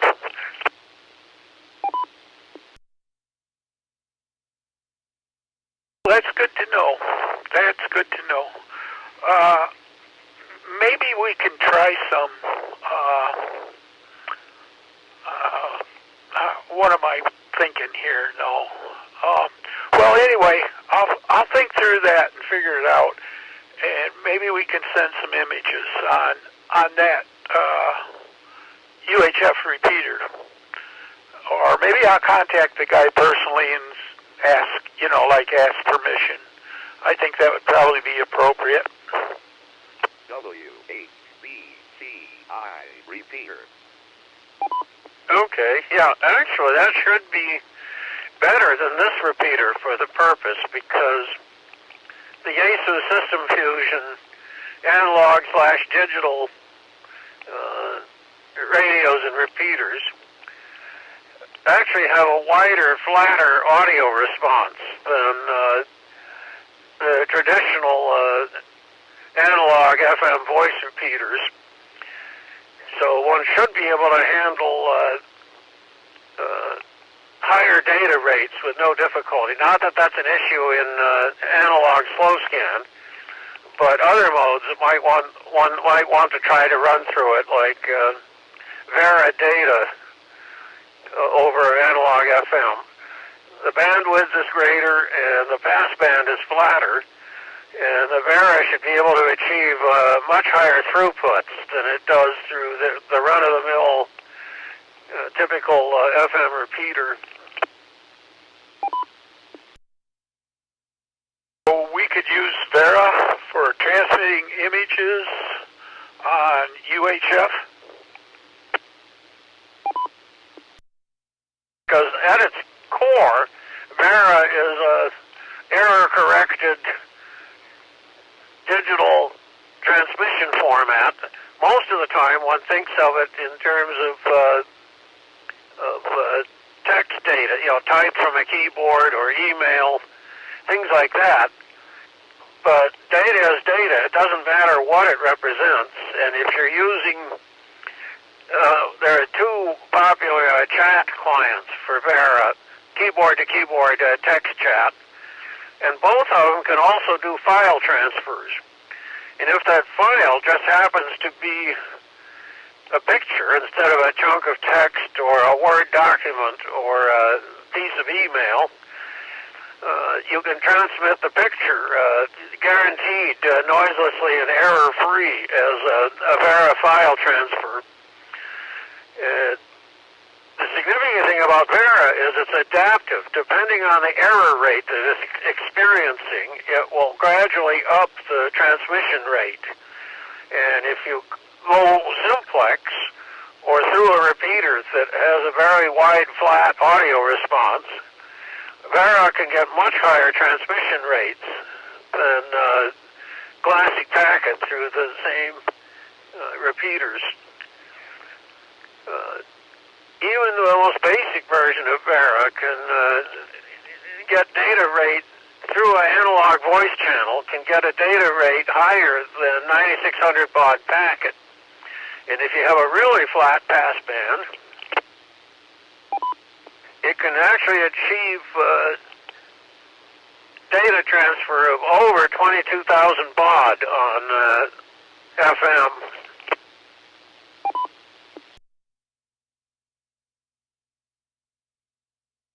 Thing I can do was we could start out on simplex, because I've got the Yaesu, let's see, what is this thing? Yeah, just hold on just a minute.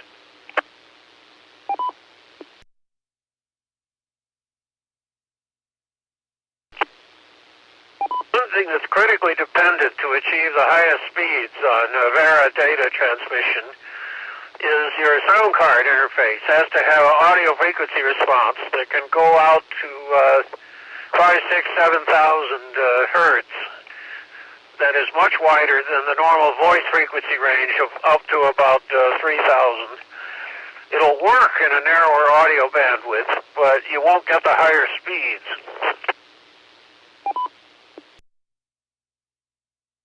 I've mentioned it before. I've got the Yaesu FTM 400 XDH, but it's the Japanese version of that radio, so I can't do too much on some of the frequencies, but I could run it on simplex. That means on VHF, I presume that means just the bottom half of the 2 meter band. And what is it on UHF? I don't remember the exact range, but it's it's not all there. But nevertheless, it'll still transmit on UHF.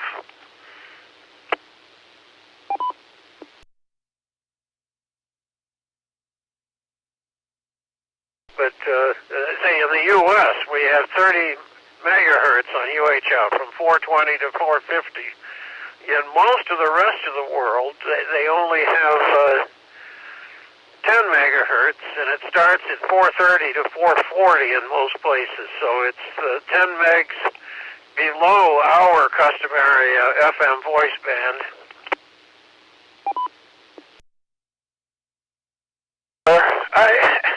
I'm still sometime, when I get a chance, I'm going to see if I can unlock that so it will cover the U.S. band width, or, spacing.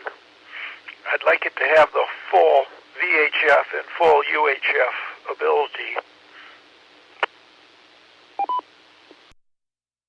Most of these radios, there's some kind of a jumper or a trace that you can cut on the PC board to unlock the coverage, because the Japanese would manufacture these radios for a global market and then arbitrarily restrict the coverage through firmware in the radio's controller. At power up, the firmware reads the state of several jumpers or PC board traces, and depending on which ones are open and which are closed, it'll go into one mode for domestic Japanese use, a second mode for most of the rest of the world, and then a third mode just for the U.S. And on some of these radios, which are also sold into third world markets for public safety and commercial land mobile, there's sometimes an additional mode that essentially unlocks the whole thing, and it'll go from 400 to 500 on UHF and 130 to 160 on VHF. And that's entirely determined in these things by, as I say, either their little 2-pin jumpers, like you see on PC boards, computer boards, or their traces that you have to cut with an X-Acto knife to unlock the coverage.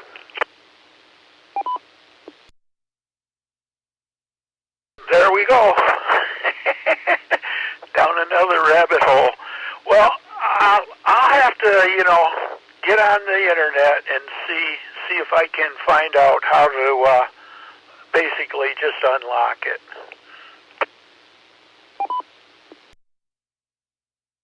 The opposite is happening with the Chinese radios. They're built for continuous coverage to address all these multiple different markets, public safety, paramilitary, land mobile, amateur, marine, and the Chinese radios that I have received direct from China, like these knockoffs of the Yaesu 8900, they came out of the box completely unlocked, giving me continuous coverage from 130 to 170 on VHF, and 400 to 500 on UHF.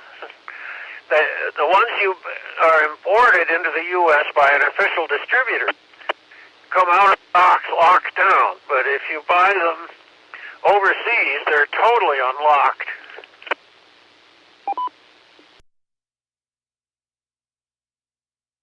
I have to play the cards that I've been dealt here, so I would like to just get that radio unlocked. It is going to be. It's a beautiful, beautiful little radio with that detachable head on it and everything. It would fit in a lot of very small spaces, and like I was talking about with the small computer and the radio, and having it all in a package, behind the back seat or something, and just run the head up to the mobile position on a car or a boat or whatever.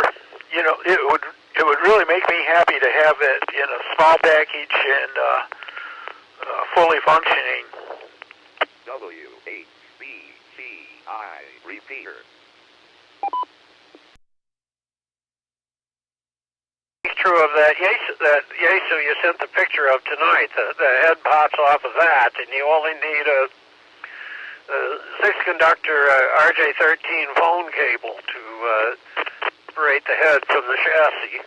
That's what I've done in the trailer. There are 2 of those in Studio B now, where the bodies are mounted under the bunk, and the control heads are up front, just below the window line in the trailer.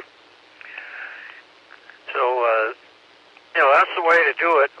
What you really need is a Quicksilver radio Hamo can, which is a case that already has a built-in lithium battery and mounting space to put a radio and its control head, and even something like this small PC that you've got, all jammed into the can, and the whole thing is in a waterproof, lockable ammo can type case.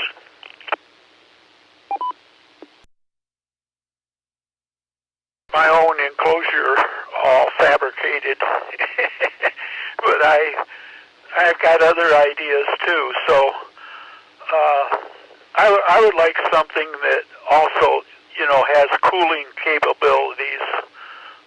The one old Kenwood 281 that I have the temperature control on, and one automated temperature fan, and 2 other fans that could be turned on or off with a switch. That thing will run key down for a good number of hours or minutes there. So anyway, back to you.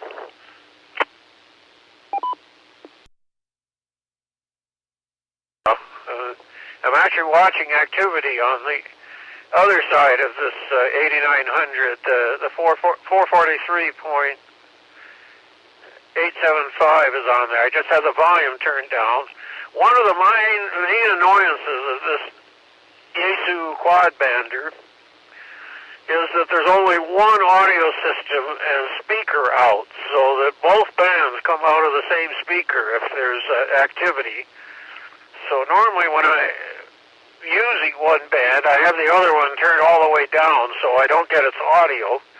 Since I'm working on separate bands on the left and right side, it's actually receiving 443 on the left side, even as I'm talking on VHF on the right side.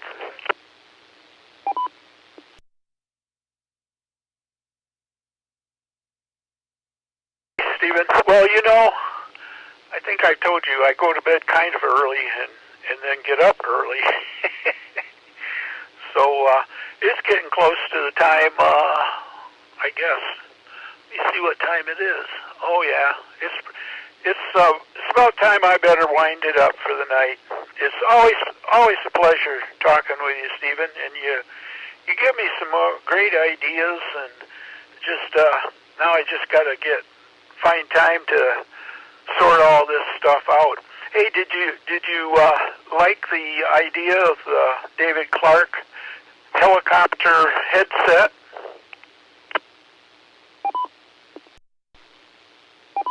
Oh yeah, was this the typical aqua color? This is David Clark. It's an H3330, which is made for helicopter pilots. So it's just passive. It doesn't have any electronic noise canceling or any of that stuff. But it's like the old standard for I don't know, military aviation, and it's got the metal mic boom that swings and pivots and does all sorts of stuff to put the microphone right in front of your lips where you want it.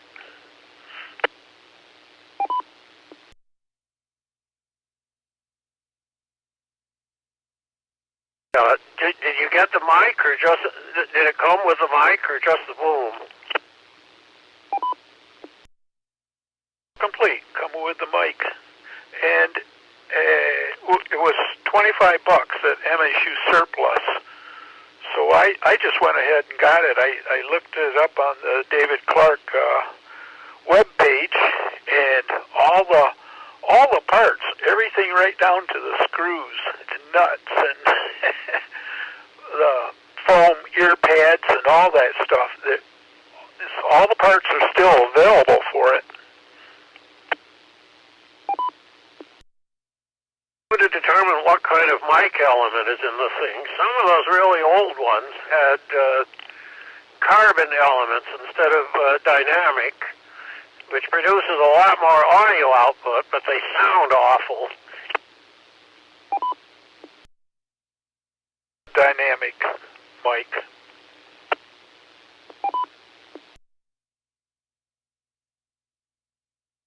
These mics for public safety type applications are dynamics, but they have active electronics in them because they're actually substituting for the high-level output carbon mics that all these types of radios had in the 50s and 60s. They're long gone, but like the classic Motorola hand mic that was on every public safety radio, these carbon mics were like the mouthpiece in a classic old-time telephone. They would put out nearly a volt of audio. So when they finally started replacing those crappy-sounding carbon elements with dynamics to make them electrically interchangeable, the dynamic mic, which puts out only a few millivolts of audio, always had to have a 1 or 2 transistor amplifier built into it so that it would produce audio output equivalent to the original carbon mics, which is one of the things that always frustrates hams when they start using surplus public safety Motorola land mobile gear. That the mic inputs seem so insensitive because they were designed for these very high output carbon mics or the dynamic replacements, and not like the typical ham rig that expects that a mic only puts out 5 or 10 millivolts of audio and all the mic gain is in the radio. I suspect this is quite a bit newer than that. I haven't looked it up yet to see what time period it was produced. But I maybe already mentioned, I went to the site and they've got all the parts there for it, even the ear seals. A pair of them were like $10. Not less than I expected. I figured all this stuff because it's FAA blessed and sanctified and approved. They would be charging absolutely outrageous prices for minor pieces of hardware because they were aviation certified. Well, I don't know how they determine the pricing. this might be the old price, from when it was new. So I'm probably going to look into this a little more, and I may just order extra, ear pads, and they've got some foam rubber pieces that actually go in between the what do I call this? The speaker and the outside where your ear fits in there. So WHBCI repeater. What kind of plug is on the end of the cord of this? Is it one of those oddball PL068 three contact plugs? It's not quite it's less than a quarter inch.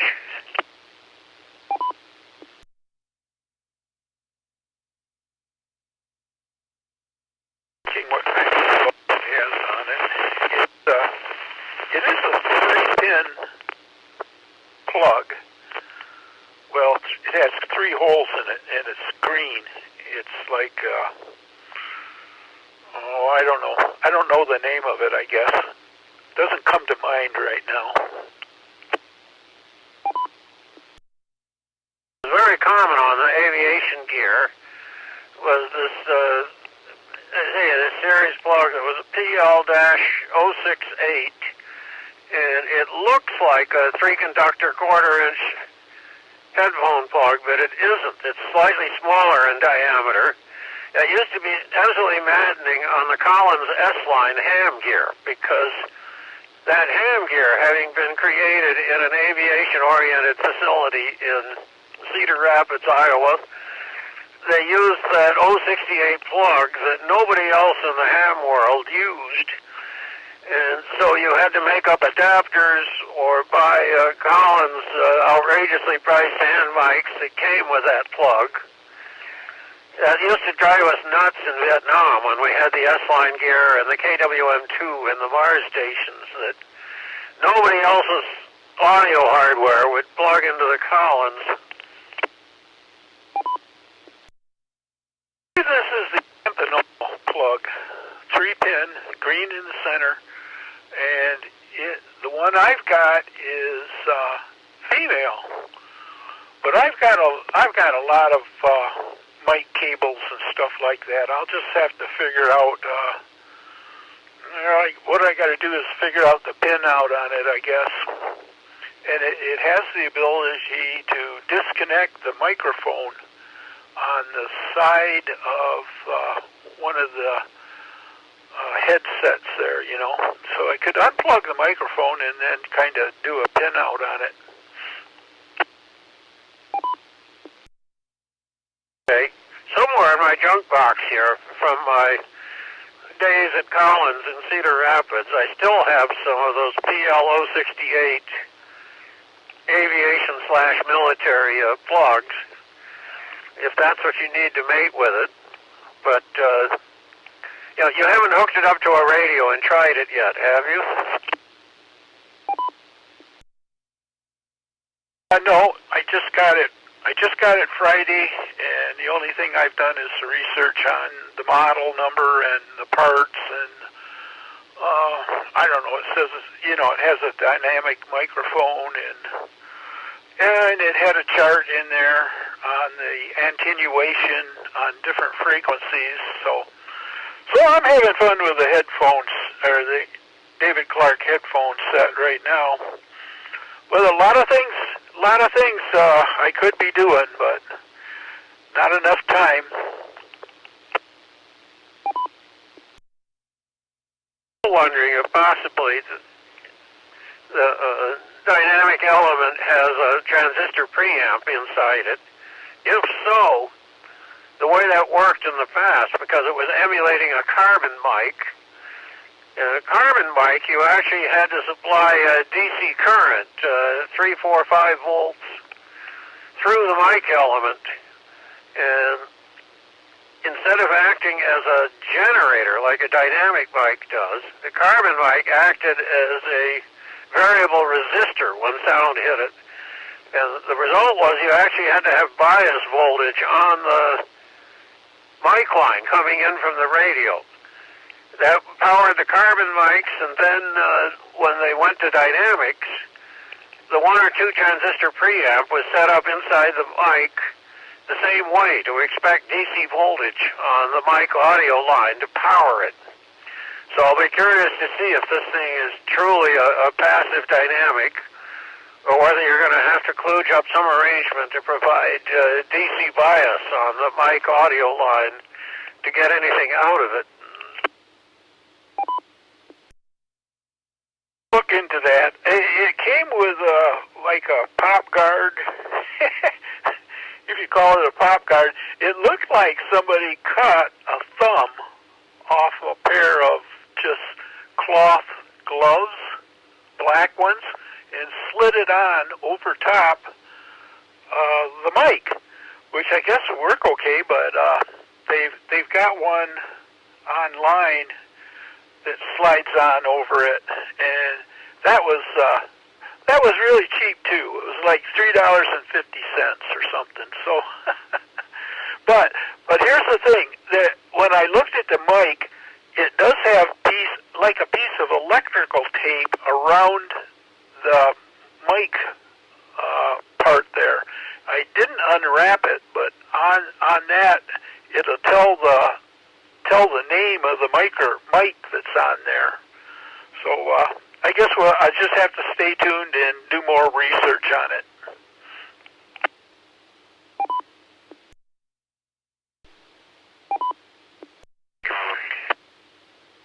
Somebody was breaking there.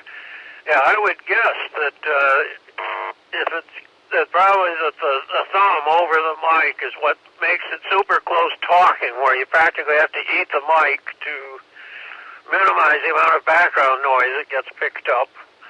The breaker, go ahead. Thank you. Your pal Gordy here, listening to the conversation. Kilo Echo 8, Juliet, Kilo Sierra. Good evening, Steve and Steven. Yeah, I was listening to what you guys were saying. I understand that completely because I worked with telephone for years, and carbon mics need power. I have a D104 microphone here, and I think they have different heads for them. Do either one of you guys know what microphone head those came with, or whether it was a crystal or a dynamic or anything about them? The original D104s, yes, had crystal mic elements, which meant they had to run into a extremely high impedance audio input on the radio, which was customary in the 40s, 50s, and early 60s.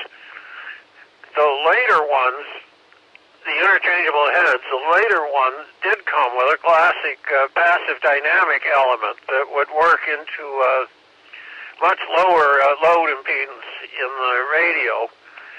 So depending on which head you've got, it could either be the high Z input that was suitable for going into the grid of a tube amplifier, or the low Z dynamic that was more suitable for going into a transistor mic amplifier. Roger. I bought it as a showpiece, but sometime I'd like to hook it up, and I'm gonna pull the head off it sometime. It plugs in with like one of those 2-pin kinch connectors, but it's round and screws down to the candlestick part. And I don't know if it has a preamp in the bottom of it or not. In the base, some of them had a preamp in there. You know, that was to resolve this problem of a very high impedance crystal element being able to produce hardly any current and drive a low impedance load, like a modern low Z mic that's 600 ohms or 1K on the radio. So they stuck a preamp in the base of the thing to translate from the high Z crystal element down to the low Z load of a modern radio. W8BCI repeater.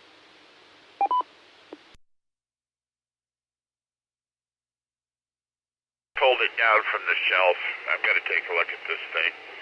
looks like there was a switch on the base that wound up getting deleted, and somebody put a piece of HVAC aluminum tape over it. But I'm going to unscrew the head and see if it says anything on it. Be careful about opening the head, because for about the first 30 years of that mic, the assembly inside was a very fragile assembly sealed with wax, and they would come apart far too easily, much more fragile than a modern dynamic element. So you might take the head off the stalk, but be very cautious about opening it. Now, the head itself has no identifying numbers on it. It's just the, polished aluminum with the, big heavy screen element on it, brass screws that run all the way through it, and a built-in 2-pin connector. I'm going to take the base apart here and see if there's an amplifier in this or not. But it's a 2-pin connector coming off the cord as well, so I'm thinking there isn't anything in here.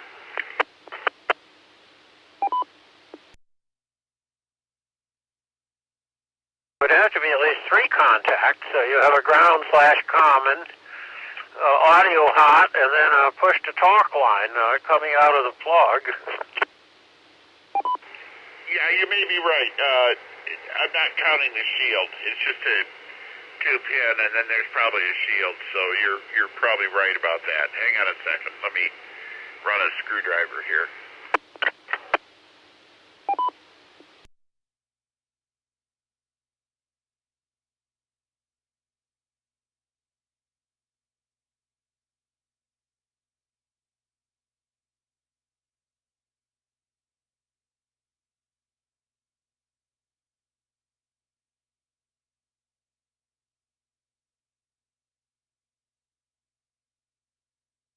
Okay, my report is there's nothing in the bottom of it, but there was a switch on the base that has been deleted. It also has a place for a 9-volt battery. So I'm going to say this was a low impedance mic that got converted to a high impedance mic. Sounds about right.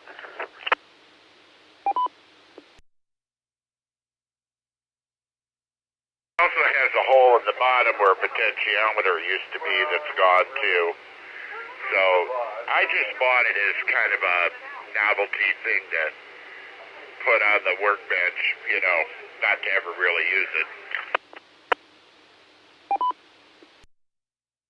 Checking its preamp will cause another minor problem, and that is, typically with a hand mic, you're going to hold it up right against your mouth and close talk it.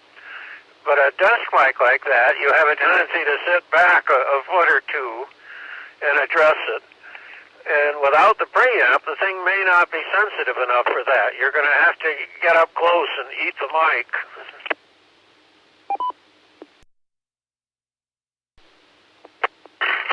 Yeah, that makes a lot of sense. Well, as long as you guys were talking about microphones, it spurred me to get it off the shelf.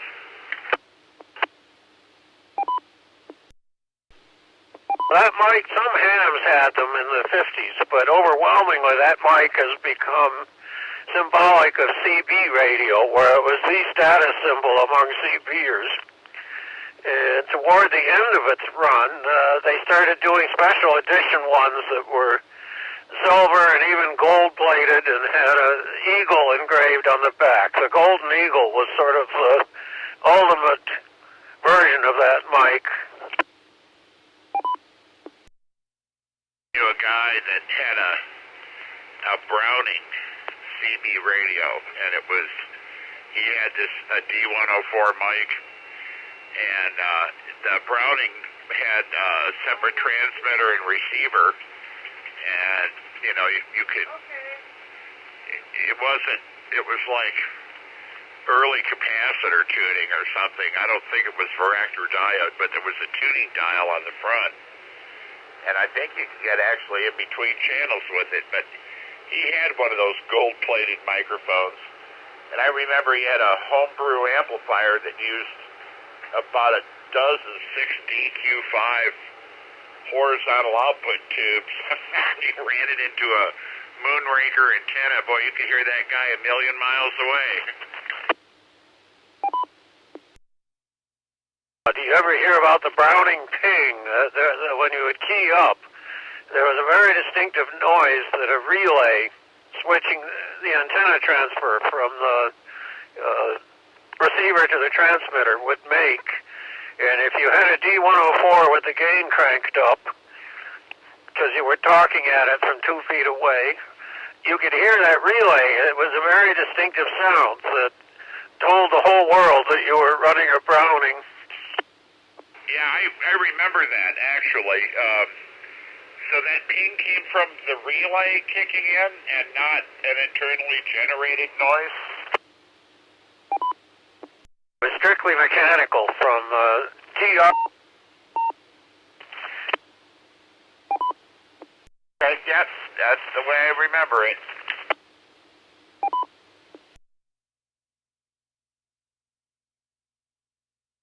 Didn't mean to hijack the conversation, guys. I'll let you talk again. To the other Steve. So, I'll back out of here for a minute. We're building a demodulator probe for a B&K television sweep unit that we bought on eBay. We're trying to do a IF alignment on a 1956 Admiral TV, and it has really, really bad vertical frequency response. So the horizontal lines look good on a crosshatch generator, but a picture or anything that has high frequency or fine detail looks real mushy. So we bought this piece of test equipment used, and of course didn't come with the demodulator probe or the, used those old RCA microphone screw-on connectors with a little kitty in the middle of them. So we had to rustle 3 of those up to hook to the scope. So we got a little project going here. You're going to receive with the TV once you get it working. We have a converter that converts digital to analog. I also have I don't know what that is. It's not a Drake. I have an RF modulator that you can put on any channel 2 through 99, and I can just put any kind of standard video into that and modulate it on any channel. So I have a couple different ways to do it. It's more like a closed circuit piece of thing that I could play reruns of Andy Griffith off a DVD player into.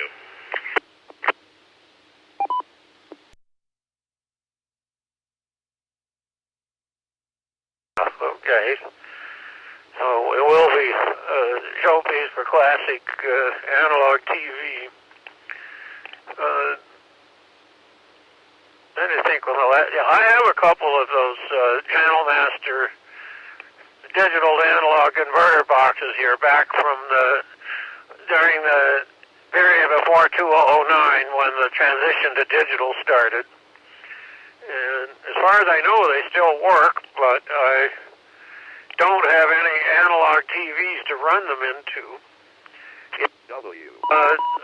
RCA composite baseband video out that I could run into one of my monitors here that still has a composite input.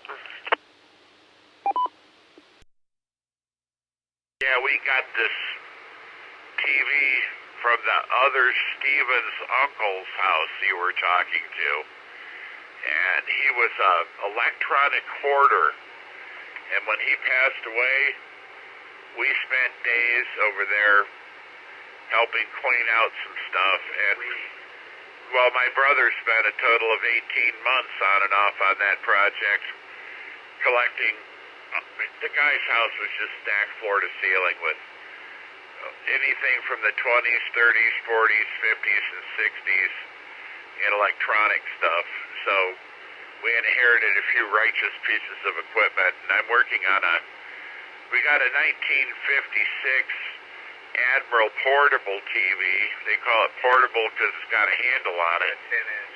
It's a 10-inch black and white set. It's in an all-metal case. And my brother Jeff sanded it down and sprayed it the original 1956 color scheme. So we're having fun doing that, but we ran into a snag with this frequency response issue, and the video just looks mushy. So we're going to figure that out, but we had to get something to do something, if you know what I mean. Okay, so now, if you've never been there, this is if one's into vintage electronics, this is a place that one has to see. In a suburb of Minneapolis, Minnesota, the Pavek Museum of Broadcasting, it's called, and it was originally the collection of an electronics hoarder who was an engineer at WCCO TV in Minneapolis. And after he died, it became organized into an actual museum under a nonprofit foundation. And they have got electronic gear there from the turn of the century, literally, actual acoustic gramophone that still works, and early radios and early TV stuff and vintage broadcast equipment from the 30s through the 60s. All kinds of antique radios and sound equipment. It's a really amazing place. I visited it with a group of other veterans of American Forces Vietnam Network, AFVN, where I served in Vietnam in 69-70. And the AFVN vets have a periodic reunion, and they organized one in Minneapolis about 7 years ago.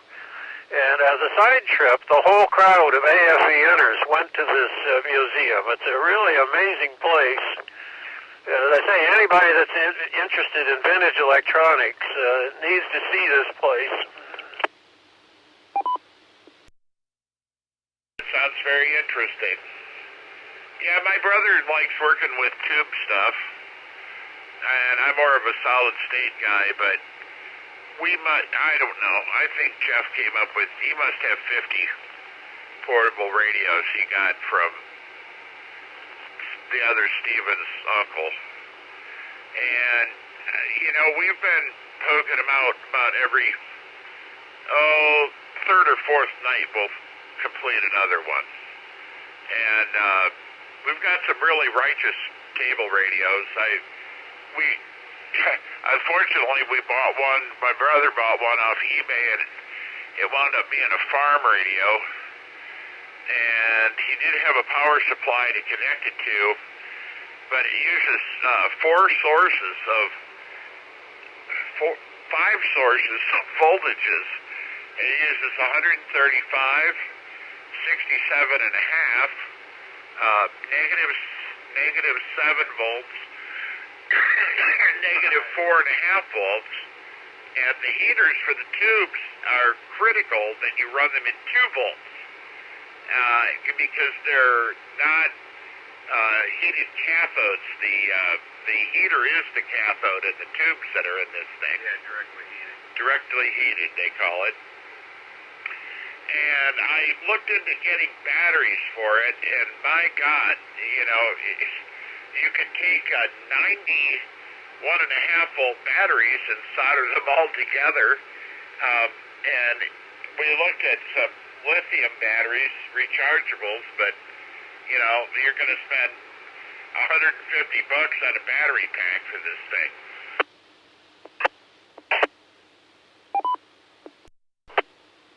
Oh yeah, I remember A and B and even C batteries for portable radios that had the high voltage for the tube plates and the low voltage for the filaments. Yeah, this is a farm radio. It has no rectifier tube, filter capacitors, or any of that in it.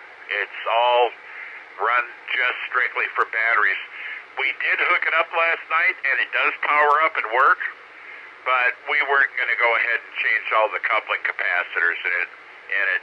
I have a really nice cathedral radio that Jeff gave me.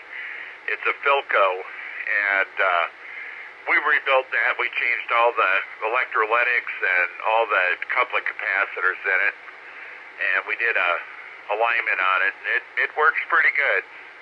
It's got an intermittent crackle, but some of these old radios, they get silver mica disease from the silver tarnishing in the trimmer capacitors and the oxygen cans, and those are kind of hard to fix.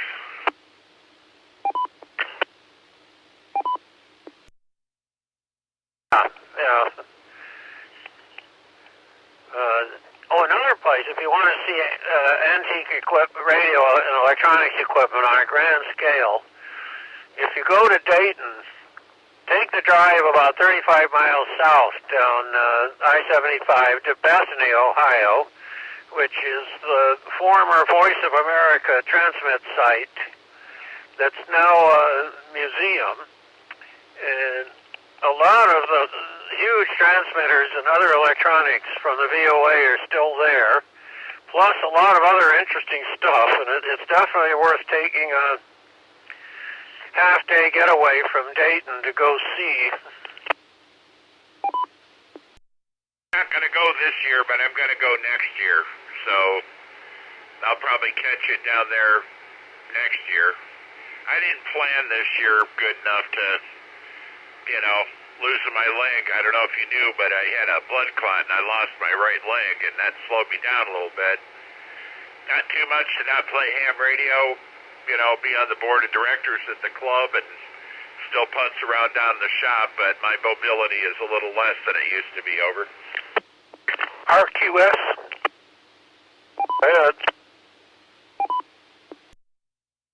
I thought I'd jump in there. The guy that Gordy's referring to was Bill Harder, and he was my uncle. And this guy, all I can describe him as is he was really a genius on electronics and radios. He worked for MSU on the cyclotron, and basically his job was to build equipment and repair equipment for the cyclotron. So he was actually building some of this stuff from scratch. But he had every type of test equipment and everything you could imagine in his workshop. Of course, he must have had a fantastic one right in MSU. But anyway, I just wanted to jump in there. And I'm not going to stay up real late, but I do have the model and mic number on the David Clark headset.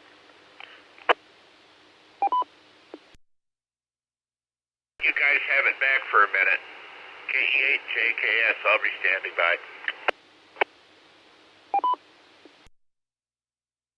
Okay, Gordy. I'm not going to stay up real late anyway, so Stephen, the model number is M1-DC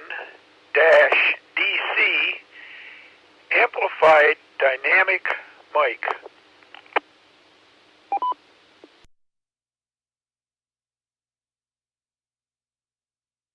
Amplified dynamic, yeah, that means it is mimicking a carbon mic and probably will require a DC bias voltage on the mic line.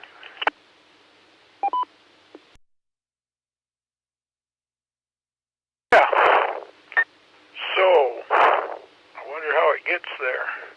This has only got three connectors on this thing, so it's like an Amphenol connector is what I believe it is.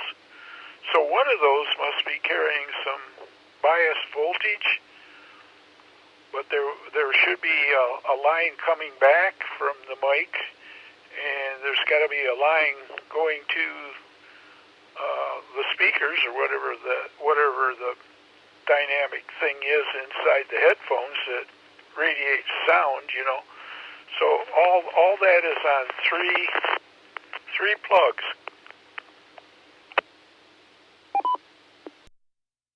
The DC bias is on the same wire as the audio for the mic. Inside the equipment that this will be used with, there's a resistor voltage divider with one resistor to ground and one to some plus volts that will wind up placing something like about 1.5 to 2 volts on the audio wire. Inside the equipment, the audio is separated out by going through a coupling capacitor, but the DC out to the headset and the audio back from the headset right on the same wire.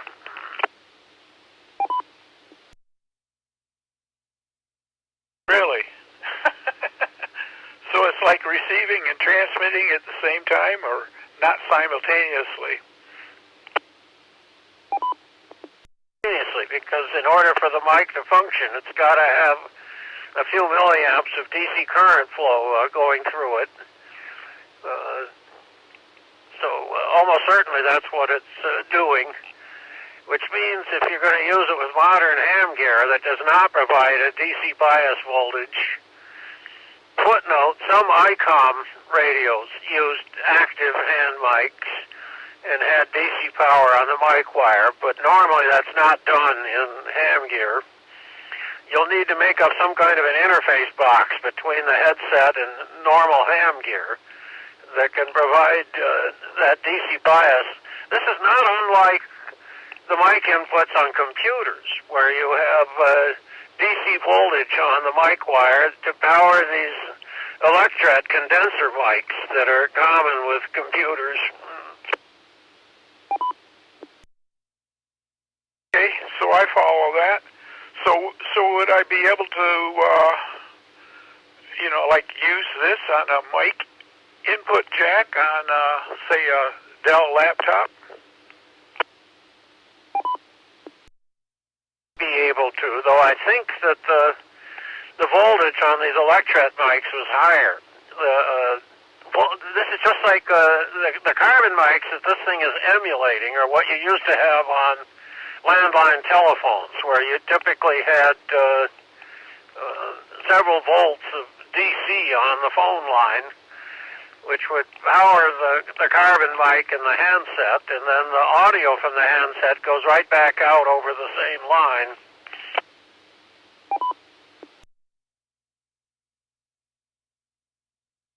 Yep, a little more research I need to do on this thing, but boy, I'm going to play around with it and have some fun, I'm sure. Okay, I think I'm going to cut it off here, Stephen. I'm going to get ready for bed and call it quits for the night. Always a pleasure talking with you. So I'll go ahead and break with you, Stephen, and Gordy. Yeah, someday we ought to get together too.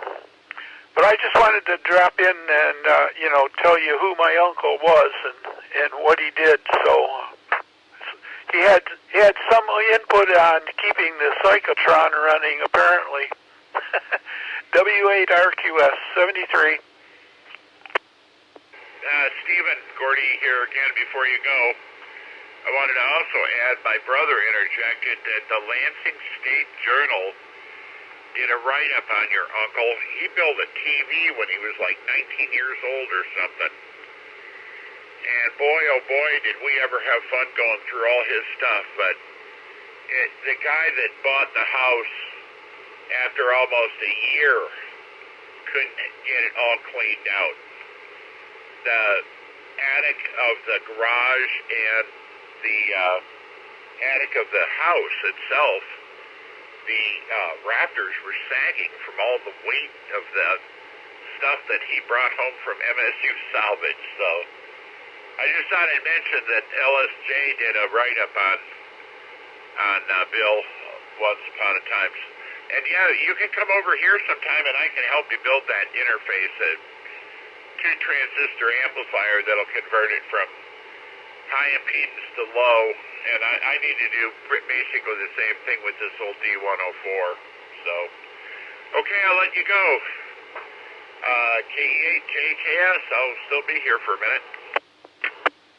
At W8RQS again, see if I got it. He was an interesting guy. He also built something that was kind of a revolutionary first. He built this thing called a bird radio.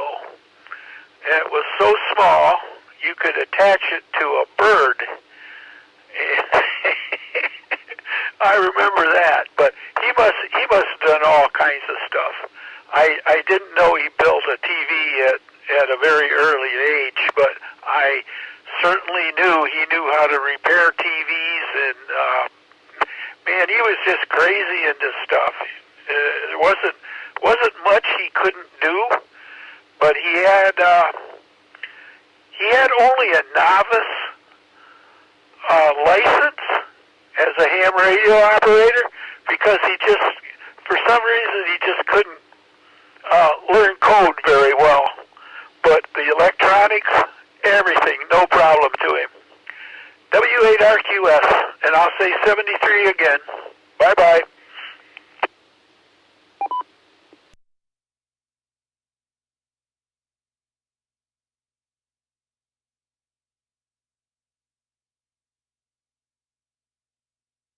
KJ4, MES.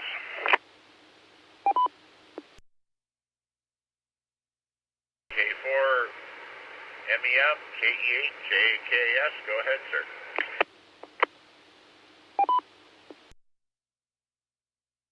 Just spinning the dial tonight and heard some activity on the Okemos repeater. Figured I'd jump in there and see if I could keep it going. Name's Jim, Juliet, Indigo, Mike, out in Grand Ledge. Good evening, sir. Good evening, Jim. You've got Gordy here in Delta Township over by the high school. So we're talking all the way to East Lansing and back to Grand Ledge. I guess I could just about shout. If I could make it to Horrocks, I might make it to you. I might imagine I might be able to hit the talk around and get you. Yeah, how's your evening going tonight? WHBCI repeater. Good. We're just down here. We've had several guys on here tonight shooting the crap about electronics. And Stephen Smith's probably out there somewhere still. And we're all kind of electronic buffs in our own way. Either by, I was in electronics all my life, and now I'm retired. My brother had it as a hobby all his life, and now he's retired, so we putz around down the shop and fix old AM radios and old TV sets and amplifiers and, something to do when you don't have anything to do anymore.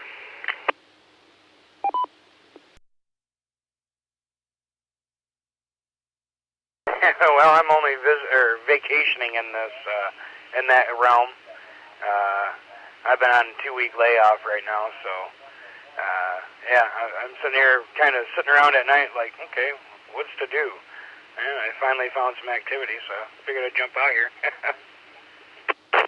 Been tinkering with my HF setup over here, and I think I finally got something working. And it adds some type of accomplishment for my time off. That's always good. Yeah, on my HF setup, I ran a long wire for a good number of years with an auto tuner on it. And they don't broadcast omnidirectionally, so I was kind of challenged as to where I could go. I get a lot of the East Coast, and I get a lot of Canada, but I wouldn't get too much out California and Oregon and Texas and stuff like that. So anyway, I put up a new antenna. My friends helped me put it up too. It's a butternut 9-band antenna. And then I have a ICOM 7300 as my HF rig, and I just bought the ICPW2, which is the 1 kilowatt linear amplifier for HF. And the antenna still needs some tweaking. The 80 and 6 meter are pretty high SWR. They're higher than 3. So when it gets warm out, we're going to have to go out there and take it down, play around with it a bit. But yeah, boy, I can get out now.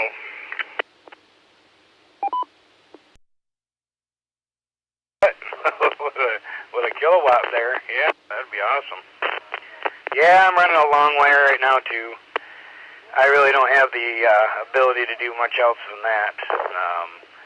I'm running the Yaesu FT710 with the Yaesu FC40 remote antenna tuner, so run coax and a control wire outside, and mount the box, and then run the wire from the box up into wherever I'm running it, and throw a counterpoise, and away we go. But having to go 100 foot, Yaesu doesn't make an extension cable for the control wire for 100 foot, so I had to customize my own. I think the ICOM AH4, which is the equivalent of the Yaesu auto tuner that you have, I think it came with about a 6-foot piece of wire. So, you know, break out the rotor wire and the heat shrink tubing. It's like 4 or 5 wires, I can't remember.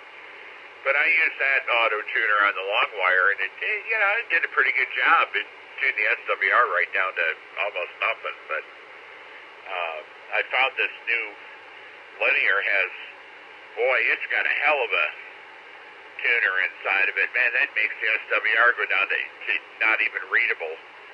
But you got to have at least a 3-to-1 match in order for it to do that. And I think the 80 meters about 7-to-1. It's really high. And I think 6 meters about 4-to-1. So we're going to have to get out there and do some work on it. But yeah, the hardest part of the whole operation was putting the counterpoise in. It needed 36 32-foot radials minimum. That's 1,200 feet of wire. And I put the antenna in the middle of the backyard, put up 3 poles in like a triangle, and had to guy it that way with 6-foot poles in concrete. And yeah, the hardest part of that thing was edging the lawn and putting all those wires in. Holy tamale. Yeah, that sounds like an undertaking. I've heard of guys getting to the point where they're like, you know what, to heck with it. They went out and bought a roll of chicken wire and just, roll it out like carpet, scalp the lawn really good, roll it out like carpet, and use lawn stakes to stake it down, and then just let the grass grow around it. And, of course, goes to the ground counterpoise. But, yeah, I got to ask, bands were you able to do the ICOM tuner? What bands were you able to get, and how did you establish your wire length? The instructions tell you that you need a minimum of 36, 32-foot radials in the butternut assembly instructions. And I bought the mounting plate and the antenna when I went down to Hamvention this year. I went to the DX Engineering booth and bought it all there. But, the amplifier I got will tune everything from 80 to 6. And so will my ICOM 7300. It'll tune 80 to 6. Tuner's better in the amplifier, but then again, the footprint of the thing is 4 times as big as the radio, so they can afford to put a few more capacitors and coils in it. But, you know, when we did field day and I put up a vertical, we just ran random lengths of wire, you know. And of course, the longer the better. I can imagine chicken wire, like you said, would work really good, but my God, you know, if I had to go that, I don't know what the circumference of that circle is. If it's 23 feet out and it's 360 degrees, man, that'd be like 12 rolls of chicken wire or more. WA8LMF. Go ahead, Stephen. You probably have something to say about the counterpoise. I know you got salt in your lawn. Not using a normal vertical. I'm using center-fed, ladder line-fed dipole, so I'm not worrying too much about ground issues. What I was going to mention is using chicken wire that way can be a major EMI disaster because the galvanized steel, which is what it is, you've got hundreds of individual wires contacting each other and corroding in the weather, creating diode-like semiconductor junctions. And now when you have a lot of RF circulating in that ground path, you're going to be generating harmonics of the original signal like mad on the higher bands than the one you're using.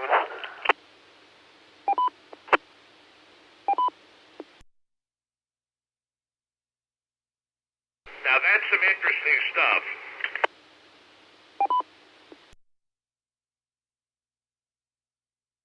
Yeah, it wouldn't have been something I thought about at all.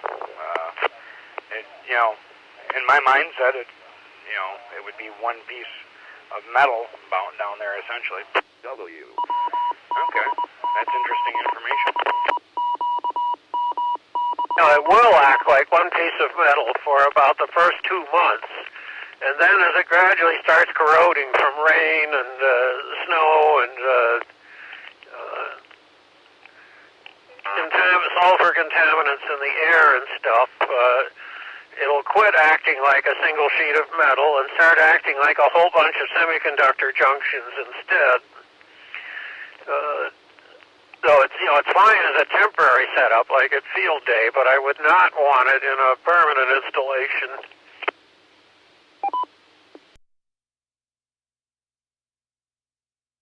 Spoken like a true radio engineer. Boy, I'll tell you, I learn something every time I listen to you, Stephen. Doing here, I'm in Hazlitt, and my yard, the back end of my yard, fronts against a swamp that's part of Mud Lake to the south of me. It's a wild, protected, natural wildlife preservation area that'll never be developed, and it's mucky and swampy. And what I have is a G5RV type dipole fed with 45 feet of ladder line and an ICOM AH2 tuner, which is the bigger brother of the AH4. And then 130 feet of RG6 cable TV coax going from the ICOM tuner, which is out there in the backyard, all the way back to the house. But at the output of the tuner, I have a double pole, double throw relay arrangement set up that I can remotely power. When it's activated one way, I have the ground terminal and the hot terminal of the AH2 connected to opposite sides of the ladder line in a normal balanced feed. Now, supposedly one side is ground and the other side is hot. I effectively have both of them hot because I've put RF chokes on both the coax and the power cable for the AH2, so the whole tuner is floating above ground and acting as though it's balanced. With my relay activated one way, it feeds the balanced line like a typical balanced output of a tuner. When the relay is activated the other way, both conductors of the ladder line are connected to the hot terminal of the tuner in parallel, and the ground terminal of the tuner is actually connected to an earth ground. At that point, near this swamp, the water table is only about 2 feet under the soil. So I drove an 8-foot ground stake into the ground and hit soggy soil only 2 feet down. And when I have this second mode of the feed system working, the tuner is grounded in the usual way for the ground terminal, while the hot terminal feeds both sides of the ladder line at the same time. So essentially what I have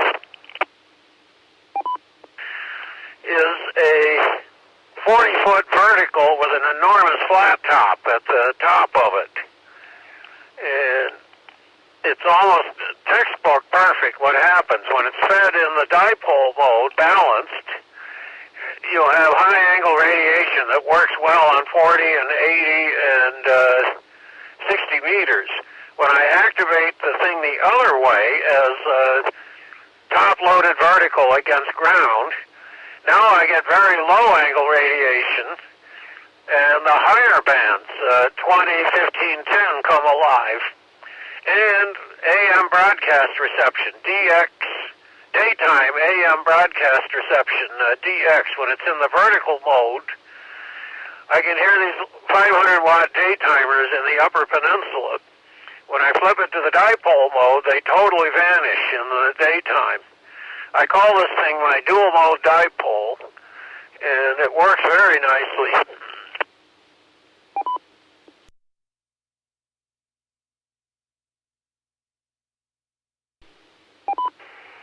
You know, that's a really good idea. I never thought about feeding the hots on both sides of the ladder line for one way and then using it as an unbalanced line the other way. How do you convert your 75-ohm TV coax to 50-ohm? Do you have some kind of matching on that trioid donut or what? I just feed the RG6 straight into the ICOM tuner. It doesn't care what the source impedance is. Its SWR bridge will just adjust so that there's no reflected power showing on the input side. And then here at the house, I have a little MFJ 941 Versa tuner that I use to translate the 75-ohm impedance coming in from the backyard to the 50 ohms that my radio wants to see. So you don't have to tune that oh, I see. You're just using it as an impedance matching network at that point. You're not using it as a tuner. Impedance matching network, because since it's not a broadband 1 to 1.5 to 1 transformer, but a LC network, inherently it's going to be frequency sensitive, so I have to, in reality, it only has an effect on a couple of the bands. On the others, the 50 to 75 ohm mismatch just doesn't make much difference. And the worst that happens is the SWR is maybe 1.5 instead of 1.2, so I'm not going to sweat it. And I put the Versatuner in bypass. But on 30 and 40 meters, for some reason, I'm getting impedance transformation on the long run of 75 ohm cable, and I don't have the right magic multiple of a half wavelength length that would make it impedance transparent. So then I switch the Versatuner in and tweak it a little bit, but it doesn't take much. Anyway, it works really well. I say this business of using it as a monster vertical in the daytime for AM broadcast reception and for long-haul DX, well, relatively DX on 20 meters and up, and then switching it to the dipole mode for the high-angle radiation for 160, 80, and 160, 80, 60, and 40 meters. It works just perfectly. You have a question. Maybe you can help me with this. We were fixing all these old AM and shortwave radios from the 30s, 40s, and 50s. And we really needed, they all either come with a AM loop antenna on the back of them or whatever. So we went out and we took a 50-foot piece of wire and with an insulator on the end and hooked it into the tree in the front of the house, and then ran it to, I got a 5-foot tripod sitting on a couple of cinder blocks, and it's got a discount on it on the top, and we just ran it down to the side and put a 9-to-1 on it and ran it inside into the shop, the basement shop here, on a piece of coax, and it seems to work better than, the loop antenna on the back of the radio, if the radio has an external antenna. If not, we hook it up to an AM radio loop antenna and just use it kind of like a tickler coil thing. Is there anything that I could do differently? We only get about 3 AM radio stations here. I forget what they are. What are they, Jeff? WILS and WJIM and something else. You said you can get some stuff from way up north. Is my antenna faulty in design, or can you help me elaborate on what would be maybe something better to do? Over. W.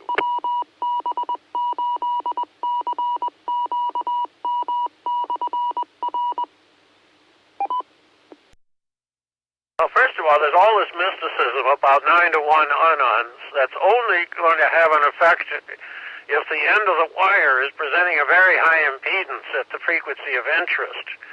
I assume probably your random wire isn't all that long. And in terms of wavelength, in the standard AM broadcast band, which is 200 meters at the top and 600 meters at the bottom wavelength, probably your random wire is more like a 9-foot CB whip functionally than a high impedance long wire. Okay, so would it be better to just take the 9-to-1 out and run that wire, hook it to the center conductor of the coax and ground the other side of the basement and just use it like just a piece of wire all the way? Or what do you suggest? How long is the wire, roughly? It's about 50 feet. Okay, yeah, that's like trying to use about a 3-foot whip on CB, basically. Nowhere near resonance, and not long enough to be a high impedance end-fed either. Not to mention that given the fact that in the AM broadcast band, the ratio of wavelength across the band is 3-to-1. As they say, it's about 200 meters at the top end and 600 meters at the bottom end, so there's no way to have it be a half wave or a multiple at, therefore a high impedance that an unon could translate. There's no way to have it be a clean multiple of a half wave all across the AM broadcast band. And as I say, a wire that short is going to be very low impedance at broadcast frequencies. What I've done for that kind of situation here, I have a tunable AM loop antenna that's meant for AM broadcast reception. It's got a nice circular plastic form with about 15 turns of 26-gauge wire, and it's resonated with a regular broadcast variable 360 microfarad capacitor in the base.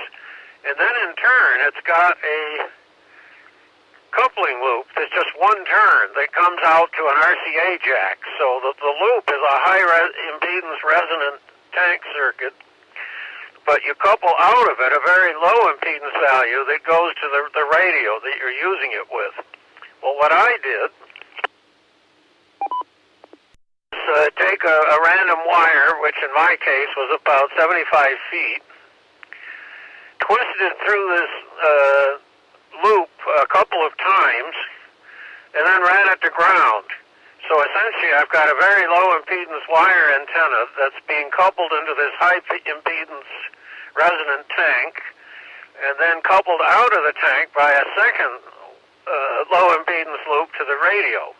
So the whole antenna essentially acts as a tunable preselector for the random wire, and it works very nicely that way. Okay, so basically what you're talking about is basically like a magnetic loop antenna for AM.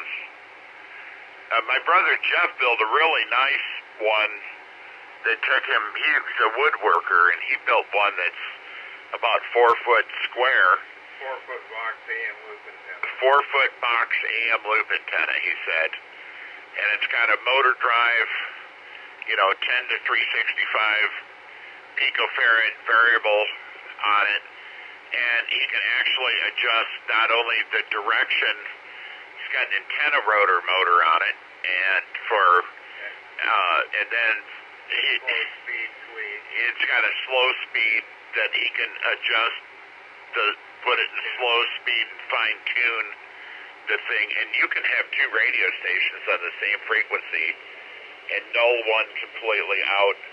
And then it's also a tilt. He's got it on an azimuth with an old toilet tank float filled full of cement, and a little as a counterweight, and then a little motor that will actually tilt the antenna in the vertical plane. Is that right? Vertical plane? Or Well, it sits vertical normally, and then it sits vertically normally, but you can tilt it. And we sat up in his attic and put it on a shortwave radio, and my God, this thing is so selective, it's amazing. But I think maybe we'll build something like you're talking about, because I really can't get very many radio stations for some reason. And it would be nice on some of these radios to get something down in the low end of the band. And the problem is we can only get stuff like 1320 and 1280 and so on.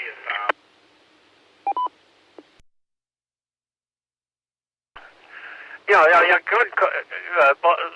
Say what I had was a mag loop, a tunable mag loop. It's a commercial loop antenna that's meant for boosting the performance of AM radios. You can either just put it near a radio that's got an internal loop stick and tune it coupled magnetically, or it has an output jack with a RCA terminal so that you can plug it into an external antenna connector on a stereo tuner. And very sharp tuning, works very well. And with this arrangement of, in turn, using it as a preselector for a random wire looped around the loop once or twice and then to ground, I am here in Hazlitt, I'm able to clearly receive AM stereo from WION in Ionia and from WOAP in Owasso with this setup. I was just looking here on Amazon, and for $33, you can basically buy what you're talking about. And it has a variable capacitor and a loop coil on it. And, then you can couple that down. So the coupling would be you just put one turn inside there about a quarter of the size of the external loop, and then couple that directly down to like a BNC connector or something. Actually, what I did was I looped it a full turn around the interior circumference of the plastic form. So what's on the form is about 15 or 20 turns of wire, my added loop was just one turn around the inside of the form and then out. You know, the one I got is Chinese made called Texsun, T-E-C-S-U-N, Texsun. And I've actually got a couple of them. One is here in my kit for AM stereo demonstrations and experiments. And the other one is permanently mounted in Studio B, my radio trailer that's a 12-foot A-liner folding A-frame camper. That's my mobile ham shack and QRP broadcast station. And I have one of those Texsuns mounted on the inside of the roof of that trailer, either for off-the-air broadcast reception of the Carver AM stereo tuner that I've got in the trailer, or for monitoring my own transmissions off the air from using the same tuner, and it works really well. Okay, so that's very interesting that you gave me that information, because I find the one on outside was not a good idea. I think we go take that out and just run it in to the coax. Would it be okay to just leave the shield open-ended on the coax if I ground the other end, or should I ground both ends, or what? If the radio has the typical pair of screw terminals for an external antenna, one for ground and one for the wire, I wouldn't even bother with a coax. I would just bring the random wire straight into the radio and hopefully use the ground screw to connect to something resembling a ground. Because again, this whole mysticism about 9-to-1 on-ons, that only works if the end of the wire that you're trying to couple is a very high impedance. Now, for classic ham operation, on the traditional ham bands, 80, 40, 20, 15, 10, that works, because if you use a half wave of wire at the lowest band, it's going to be a half wave long on 80 meters. It'll be a full wave, that is 2 half waves on 40, and then 4 half waves on 20, and so forth. So you get a high impedance at the end of the wire on each band, and the on works. But if it won't work if you're using non-harmonically related frequencies. Like, for example, what bugs me, the bands I'm interested in are 60 and 30 meters. And the traditional NVED half wave with the on that everybody talks about isn't going to work on those bands if it's cut for the traditional bands. Makes sense. Okay, continue.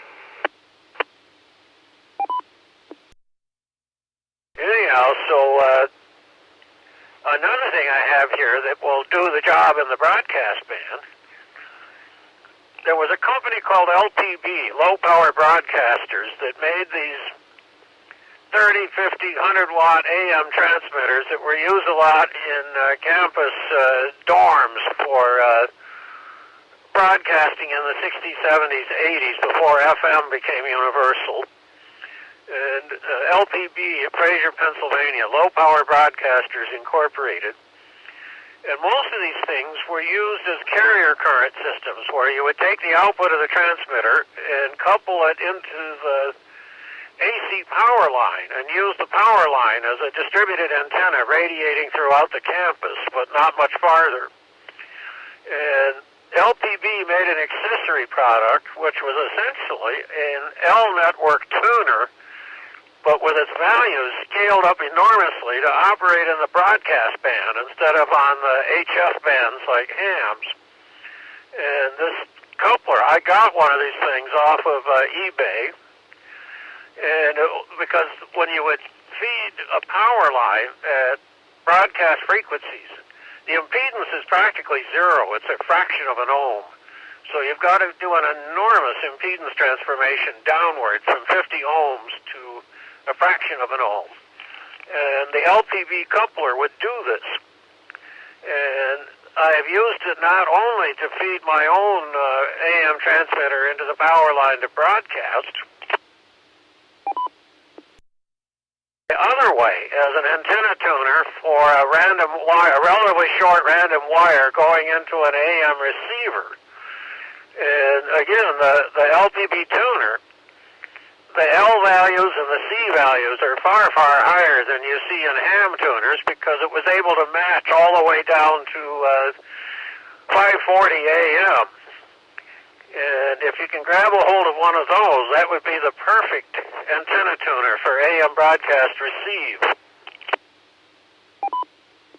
Okay, now that's Lincoln Papa Victor Incorporated, LPV. And what was the name of the tuning device? I'll have to go dig it out and look at the number on it. But yeah, LPV, the company went out of business decades ago, but their hardware still shows up on eBay and elsewhere from time to time. These AM transmitters that they sold were 30, 50, 100 watt plate modulated AM transmitters that had a 50 ohm out, and it was then up to you to figure out how to match that into a power line if that was the way you're going to do it. Now, when I was in school at Lake Superior State in the mid-70s, the campus dorm station up there used one of these LPV transmitters. And one day, just as an experiment, we took it out of its radio station at the campus, and I gamma matched it to a 90-foot tower that was in my landlord's yard. I lived with a ham who was an electronic engineer up there, Harvey Ball, W8FYX, on marine electronics on the Great Lakes. And he let me live in his attic while I was going to school up there, and right outside my window in the attic was this 90-foot tower with a VHF vertical at the top of it.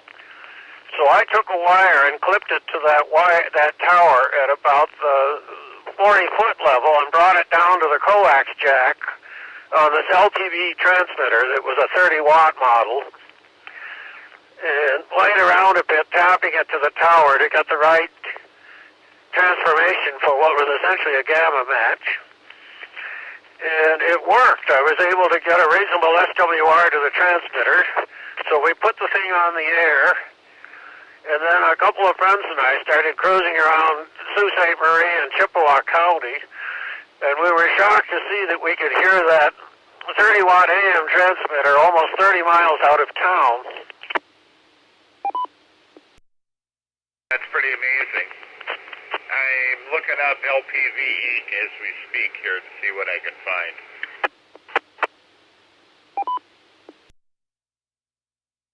I have used the LPV coupler in its intended mode, coupling into a power line, at Dayton a couple of times during the Hamfest when I have my radio trailer set up in the Emergency Comms Vehicles Expo. I put the AM and FM transmitters on the air from the trailer and couple into the AC wiring that I'm drawing power for the trailer, and I feed RF back into the same line. Yeah, I'm looking on the internet for LPV, and I come up with LPV flooring and a bunch of other stuff. You said it's been out of business for a while, so what was it? Low power something? Power broadcasters.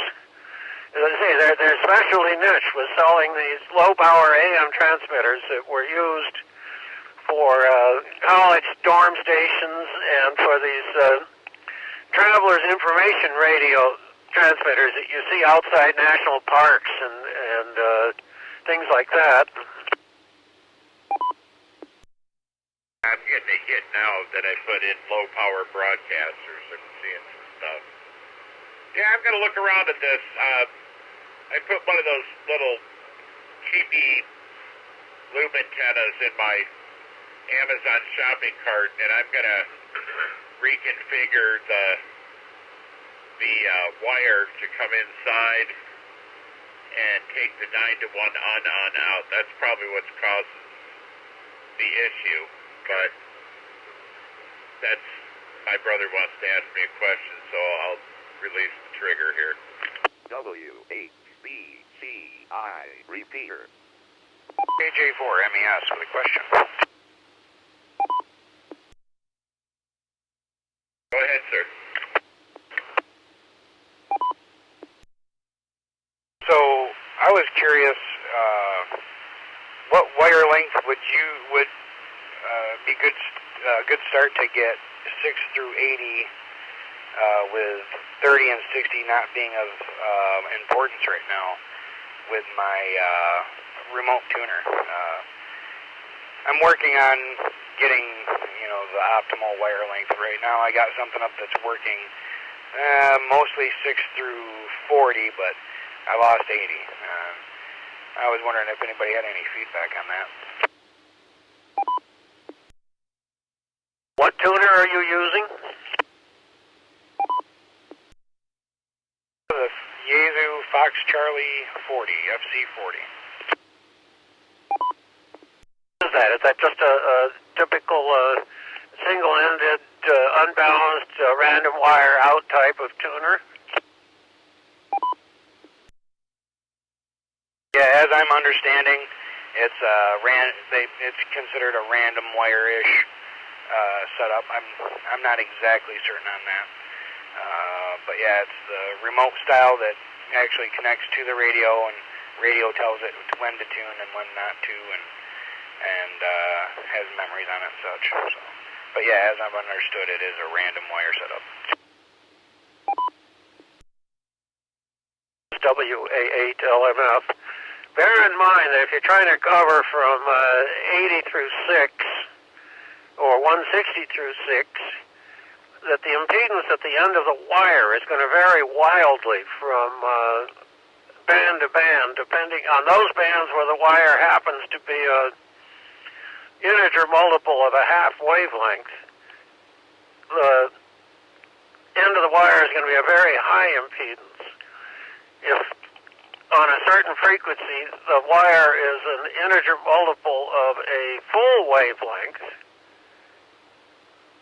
Oh, wait, I got that back. Yeah, if it's a integer multiple of a quarter wavelength, the impedance at the end of the wire is going to be very low. If it's a multiple of a half wavelength, it'll be very high. So as you move across the spectrum, the impedance at the end of that wire that the coupler is going to have to match is going to be all over the map. What one really wants is a length that is not resonant at any of the frequencies that you want to use it on, because that means then that the impedance at the end of the wire will be relatively moderate. It will not be real high or real low, but somewhat moderate, which the tuner can match much more efficiently with less loss inside the tuner.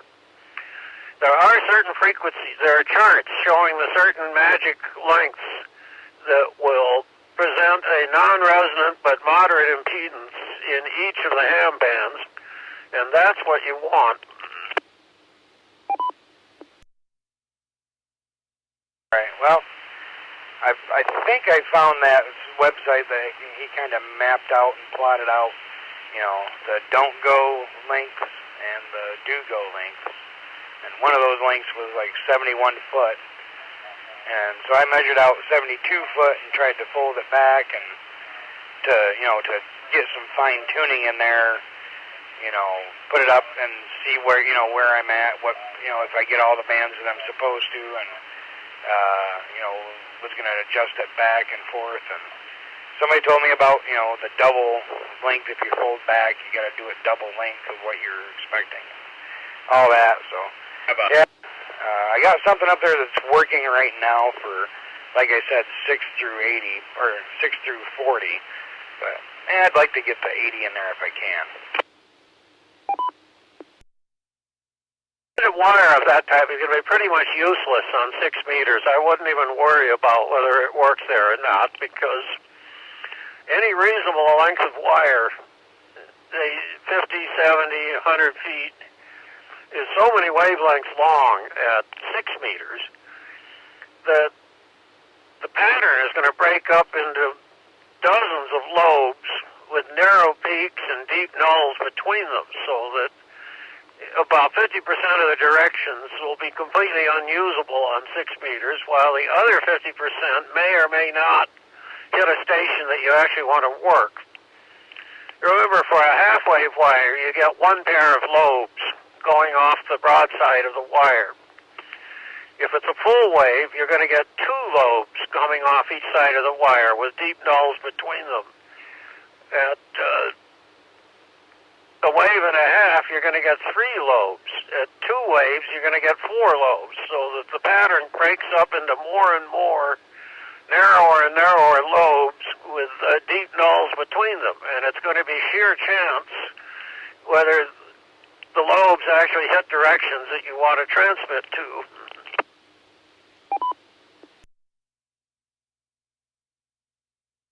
Okay, well, I'll take that as I probably should focus 10 through 80, and maybe if I want to do any 6 meter, might do like just a little dipole and put it on my switch, or my coax switch.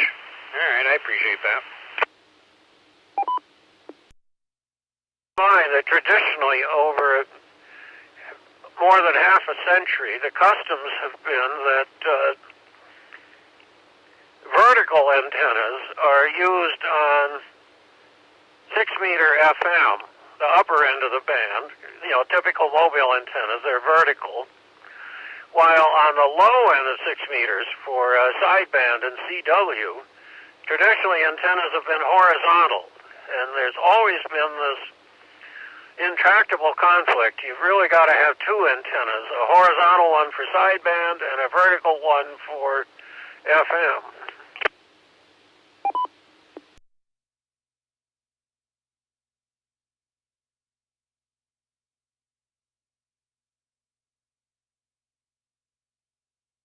I was trying to leave a little space for the other gentleman to jump back in if he wanted to. KJ4MES ready. All right. Well, I'm primarily focused for sideband and such for most of my ops anyways, so yeah, I'll take that into consideration and start focusing turning my focus on that wire length to get 10 through 80 and kind of not worry about 6 meters. And appreciate the input there. Appreciate it. Go ahead to whoever. I don't know if the other gentleman wants to pick it up or not. Yeah, this is Gordy, KE8JKS. Listen, guys, I'm going to get back to. We got the demodulator probe for this thing built. I got to build a couple of wires to go between the scope and this sweep generator. So I'm going to back out of here so we can get some work done. But Steve and I certainly appreciate the information. I threw one of those little loop antennas in there, and as soon as the weather gets a little bit more nicer out, I'm going to roll out there and take that 9 to 1 on out, and we'll just run it down and put like a little tickler coil on it. One loop around the inside. Well, it's got to have 2. It's basically a transformer with 1 primary and 2 secondaries or whatever, I guess, because one has got to induce voltage from the antenna through the coil, and then we got to be able to pick that off through a BNC connector. So there's going to be a couple of pickup coils on it, I guess. One to inject signal in and one to take it out. WHBCI repeater. Yeah, you definitely want to use one of these tunable loop antennas as a pre-selector, because here in the Lansing area, if you're trying to do weak signal DX reception of AM stations in the daytime, The chronic problem is the 10,000 watts of WKAR AM on 870. It's going to overload and block and cross-modulate the front end of your tuner if you don't use something that's frequency selective up front to peak the antenna system on another frequency. And I've located this carrier current antenna coupler I was talking about. I found my reference material on it here in my archives. It's a LPB, low power broadcasters, TCU 30. That's transmitter coupling unit dash 30. TCU 30 is the carrier current coupler I was talking about. Okay, is that only good to couple it to from a transmitter to a power line, or could you use it as a receive matcher? Well, yeah, I mean, any antenna tuner is going to be reciprocal, matching antenna into a receiver or matching a transmitter into an antenna. And again, given that unless you're going to put up a wire that's hundreds of feet long, in terms of wavelength, and the broadcast band is ridiculously short, which means that the impedance at the end of your wire is going to be very, very low. Just like trying to use a 9-foot whip on 80 meters in a mobile setup. And this TCU 30, which was designed for this specific scenario of matching 50 ohms to or from a very, very low impedance in the form of AC power lines, should also work the same way, backwards, with a relatively short wire in terms of wavelength, connected to a receiver with a 50 ohm input. Well, I'm going to look around and see what I can find. Again, very nice talking to you tonight. The other gentleman as well. Thanks, Steve. My brother says, thanks, Steve. Okay, well, gave us some food for thought on what to do on our AM reception here. KE8JKS, your pal Gordy down in the workshop. I'll be clear on yours, Stephen.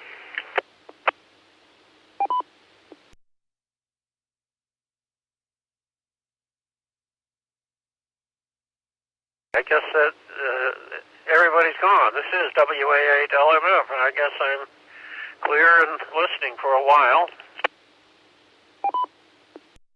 Good. We'll just be sitting here. We're going to hard to hold the mic and the soldering iron at the same time. KE8JKS.